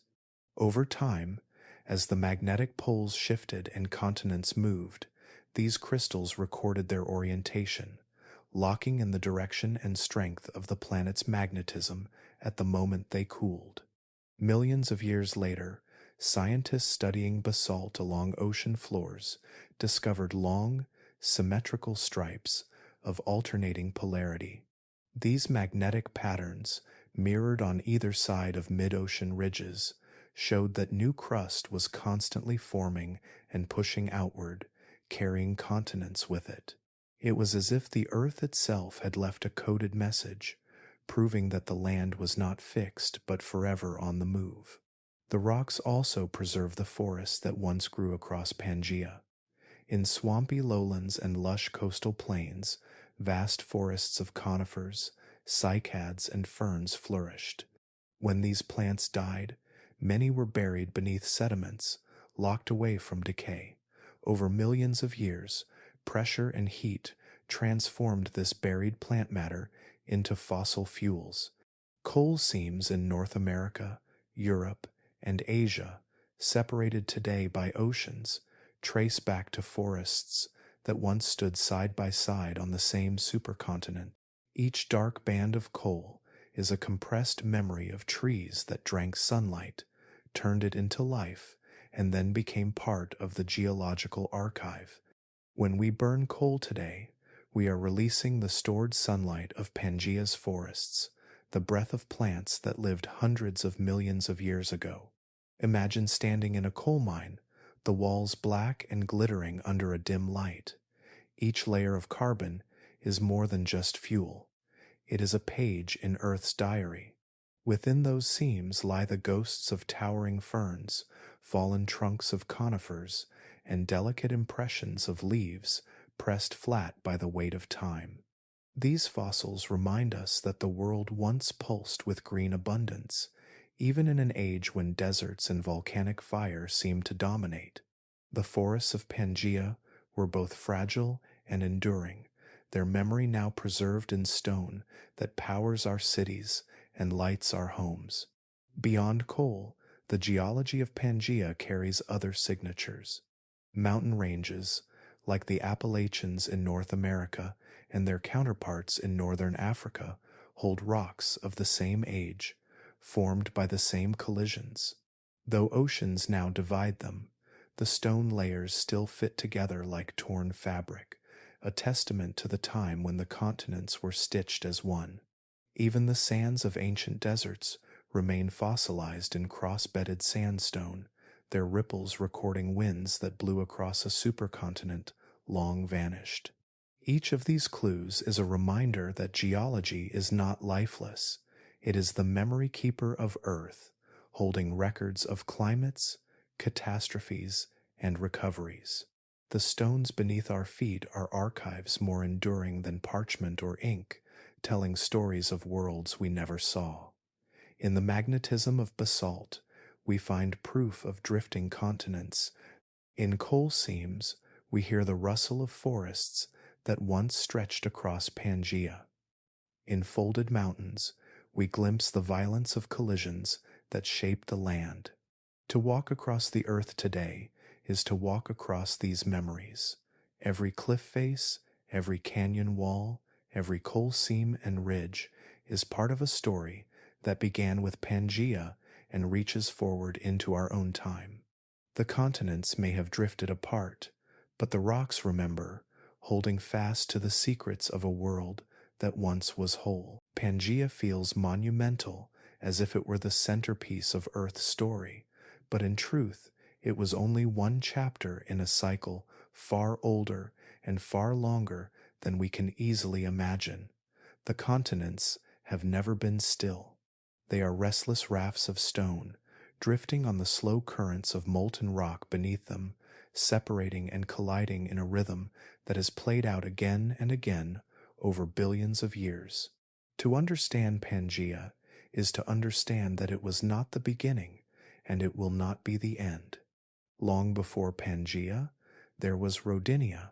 Nearly 1 billion years ago, the fragments of the Earth's crust gathered into this earlier supercontinent.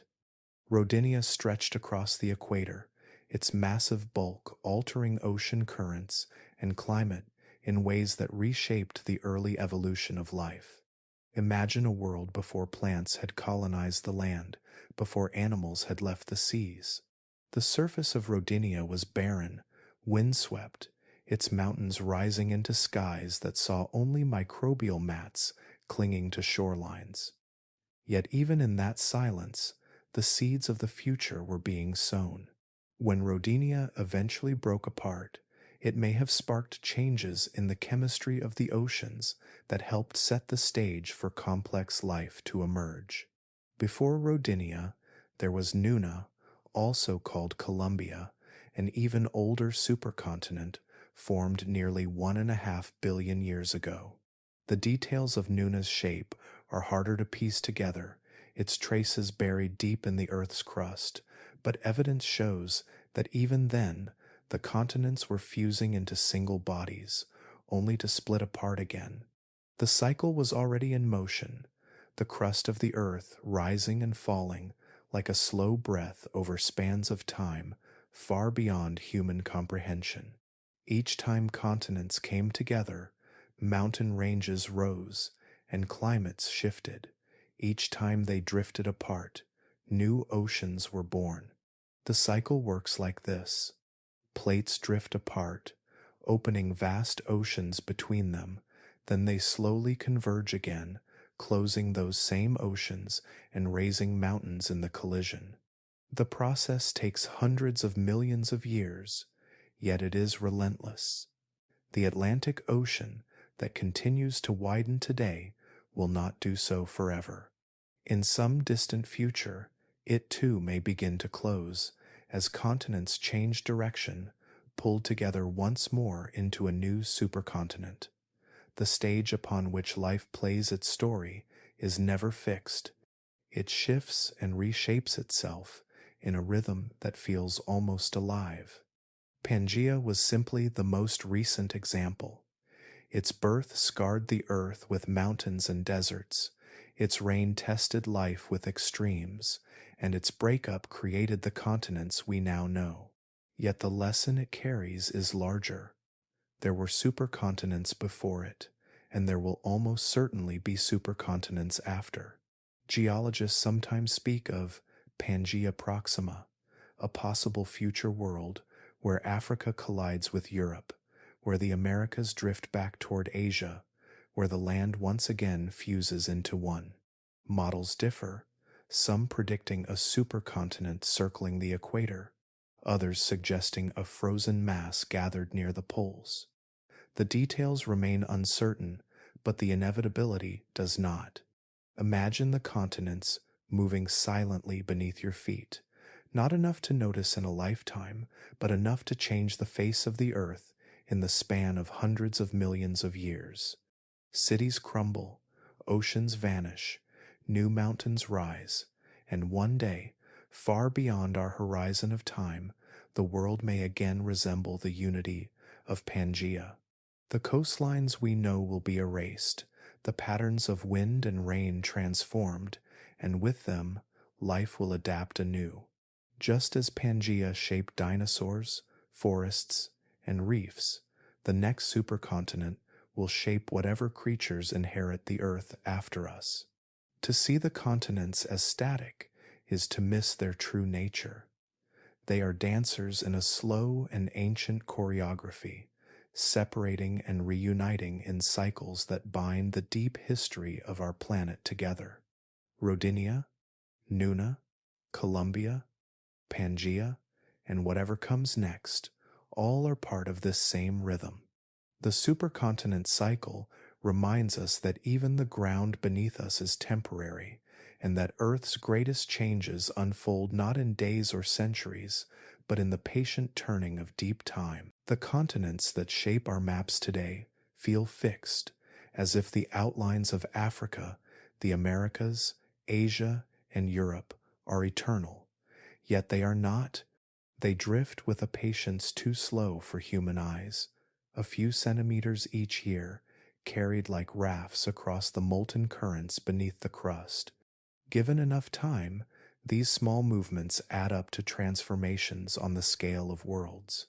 Just as Pangea formed hundreds of millions of years ago and eventually tore itself apart, many scientists believe the continents will one day drift together again, fusing into a new supercontinent that some call Pangea Proxima.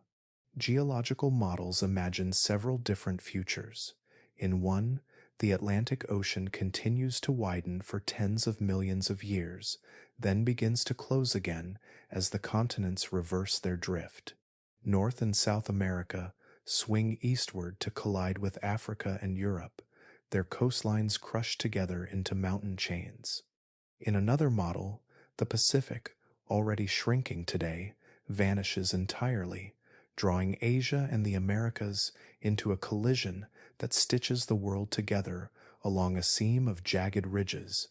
A third vision imagines continents clustering around the poles, a supercontinent crowned with ice and ringed by storm-racked seas. Each scenario is different, yet all share the same truth. Earth is restless, and unity will come again. Imagine such a world. The outlines of our continents are gone, swallowed by the relentless drift of stone. Oceans narrow into inland seas, coastlines vanish, and the horizon is no longer broken by blue, but by endless land stretching outward in every direction. At the center of this new Pangea, the climate turns merciless. With no access to moist ocean air, rainfall dies long before reaching the interior. Deserts spread outward, mega-deserts larger than anything known in human history.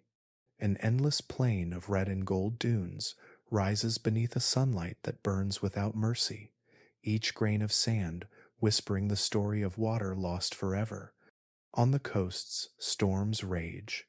With oceans reshaped into vast, single bodies, currents grow unstable, feeding hurricanes and typhoons of unimaginable scale. Imagine standing at the edge of one of these new shorelines as a storm builds. The wind howls, tearing trees from their roots. Waves tower taller than buildings, and rain falls not for hours but for days, drowning entire valleys. Nations clustered along these vulnerable coasts would face destruction again and again, their cities washed away as though they were no more than footprints in the tide. The biodiversity of such a world would face extremes. In the interior, only the hardiest creatures could endure the endless aridity, their bodies adapted to conserve every drop of water. On the coasts, life would flourish in chaotic abundance, shaped by storms and shifting seas. Forests would cling to river valleys, reefs would struggle to rebuild in turbulent waters, and migratory animals would roam vast distances across unbroken plains. For humans, if we were still here to witness it, survival would be a question of adaptation. Entire populations might be forced to abandon deserts, too hostile for crops, crowding instead along fertile margins where rivers still reach the sea. Our maps would redraw themselves not only by land, but by necessity. The sheer scale of such a transformation is difficult to hold in mind. Picture deserts so wide they swallow nations whole, storms so powerful they erase coastlines, mountains rising where cities once stood. This is not a world built for our familiar comforts. It is a world that tests endurance, much as Pangea tested the creatures of its time. Yet it is also a world alive with possibility. A supercontinent offers migrations unbroken by oceans, a stage for new evolutionary experiments, a crucible in which life is once again pushed to its limits and reshaped by pressure. The question is not if such a world will form, but when. The cycle of drifting, colliding, and drifting again has been repeated for billions of years. We happen to live in a brief interlude between unions, a moment when Earth wears many continents instead of one. But deep below, the currents still flow, the plates still grind, and the story of Pangia waits to be written again. The story of Pangia is not only written in stone and bone, it is also written in the silences between, in the vanished voices of creatures that could not endure, and in the stubborn persistence of those that did. From deserts to forests, from shallow seas to storm-lashed coasts, the supercontinent showed again and again how fragile life can be when the world shifts beneath it. Yet, it also revealed how life adapts, bending in the face of catastrophe, reshaping itself into new forms that could carry the story forward. When ecosystems collapse, they do so suddenly, like a woven net snapping apart after too much strain. On Pangia, these collapses came in waves. A spike of carbon dioxide, a shift in rainfall, an eruption that filled the skies with ash, each could trigger cascading failures. Plants withered, herbivores starved, and predators followed. The web that had seemed strong unraveled quickly, reminding us that the strength of life lies not in its individual strands, but in the connections between them. Once those connections faltered, entire worlds of creatures disappeared. But even in collapse, there was renewal. Life adapted, though never without scars. Some creatures learned to hide in burrows, escaping the extremes of heat and drought. Others developed new diets, shifting to plants or prey they had ignored before. Tiny survivors carried traits that later bloomed into resilience, passing them on to future lineages that would grow stronger in the aftermath. In this way, each disaster became not only an ending, but a reshaping, a painful pruning that allowed new branches of the tree of life to grow. Yet resilience had its limits. For every lineage that adapted, another was lost forever. The mammal-like reptiles that once roamed the plains of Pangia, fierce and diverse, dwindled into only a few survivors. Amphibians, already fragile, saw their once vast dominion shrink to edges of rivers and swamps. Entire groups of plants disappeared, their strategies no longer suited to a changing world. Life bent, but it also broke, and each break was permanent. To walk through the fossil record of Pangaea is to walk through a gallery of both triumph and loss. You see bones of predators that once dominated, now preserved in silence. You see forests captured in coal seams, their leaves pressed flat by time, reminders of lush worlds that vanished. You see coral reefs that tried to return, only to crumble when the seas turned against them. Each fossil is a lesson, not in permanence, but in fragility. The interconnectedness of Pangea's ecosystems was both its strength and its vulnerability.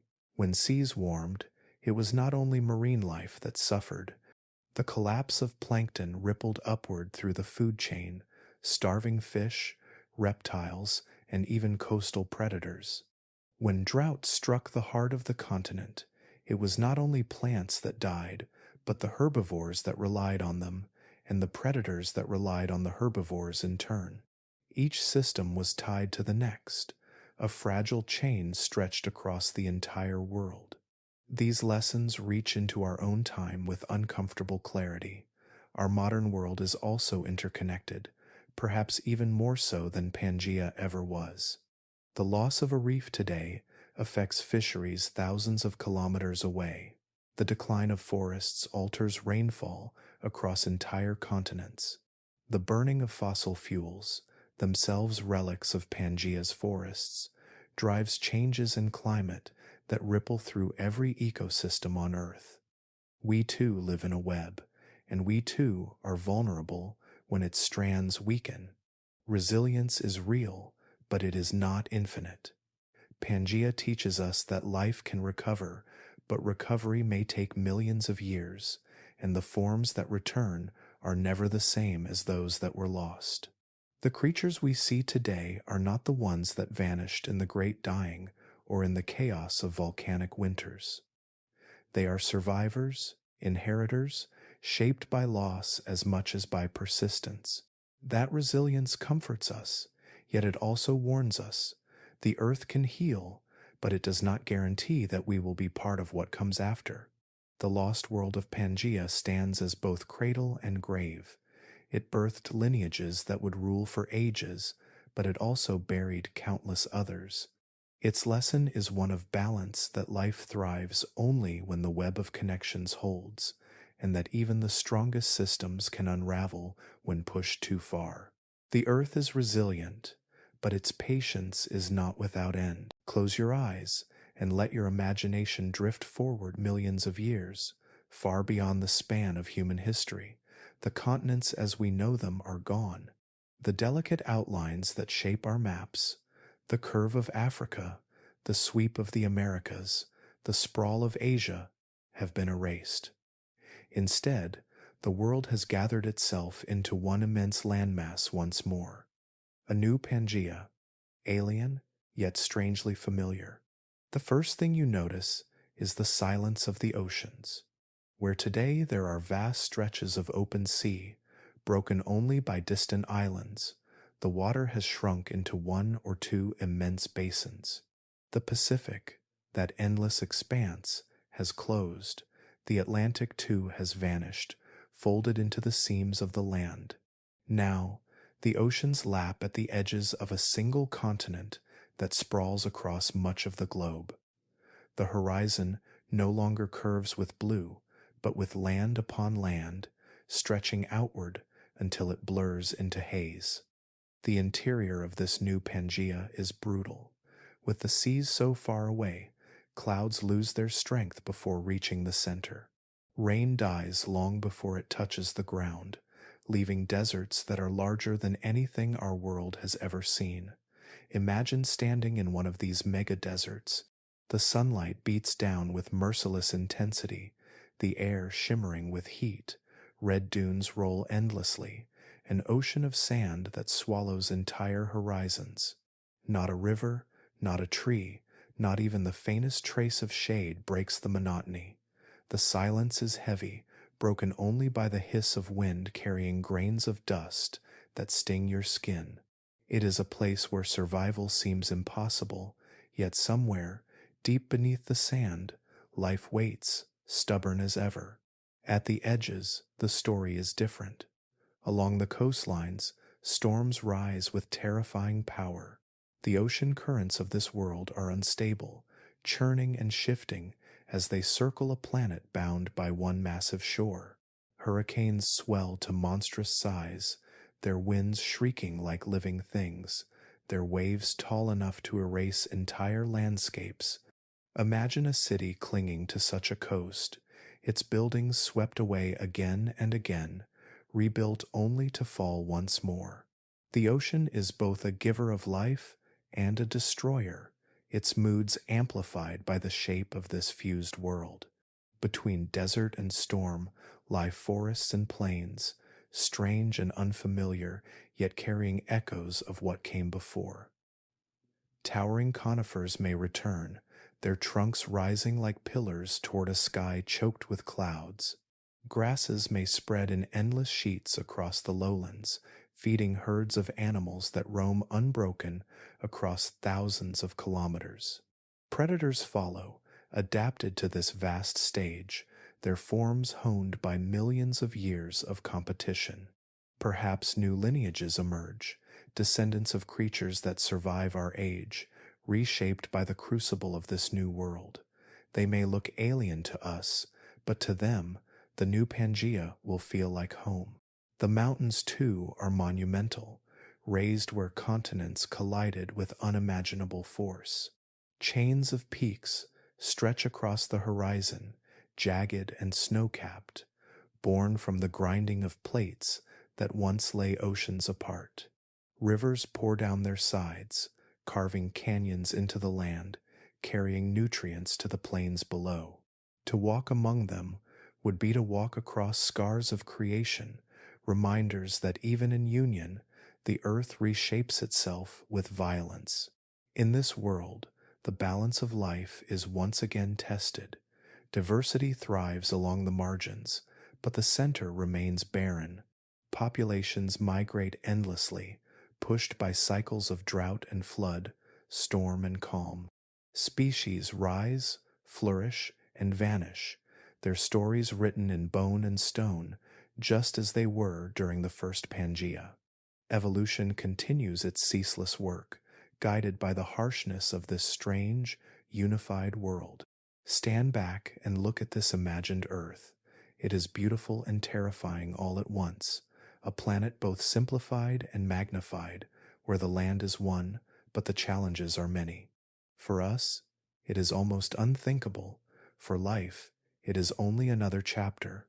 Just as Pangea shaped the creatures of the past, a new Pangia will shape the creatures of the future, testing their resilience, reshaping their forms, and leaving behind echoes that will endure long after the supercontinent itself has fractured once more. As we drift back from this long journey through time, the story of Pangia lingers like the echo of a dream.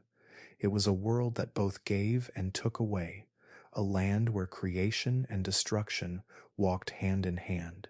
For nearly 160 million years, Pangia stood as the stage upon which life struggled, endured, and transformed.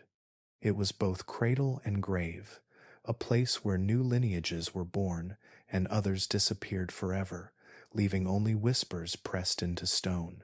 When we look back at that supercontinent, we see more than just a giant puzzle of rock.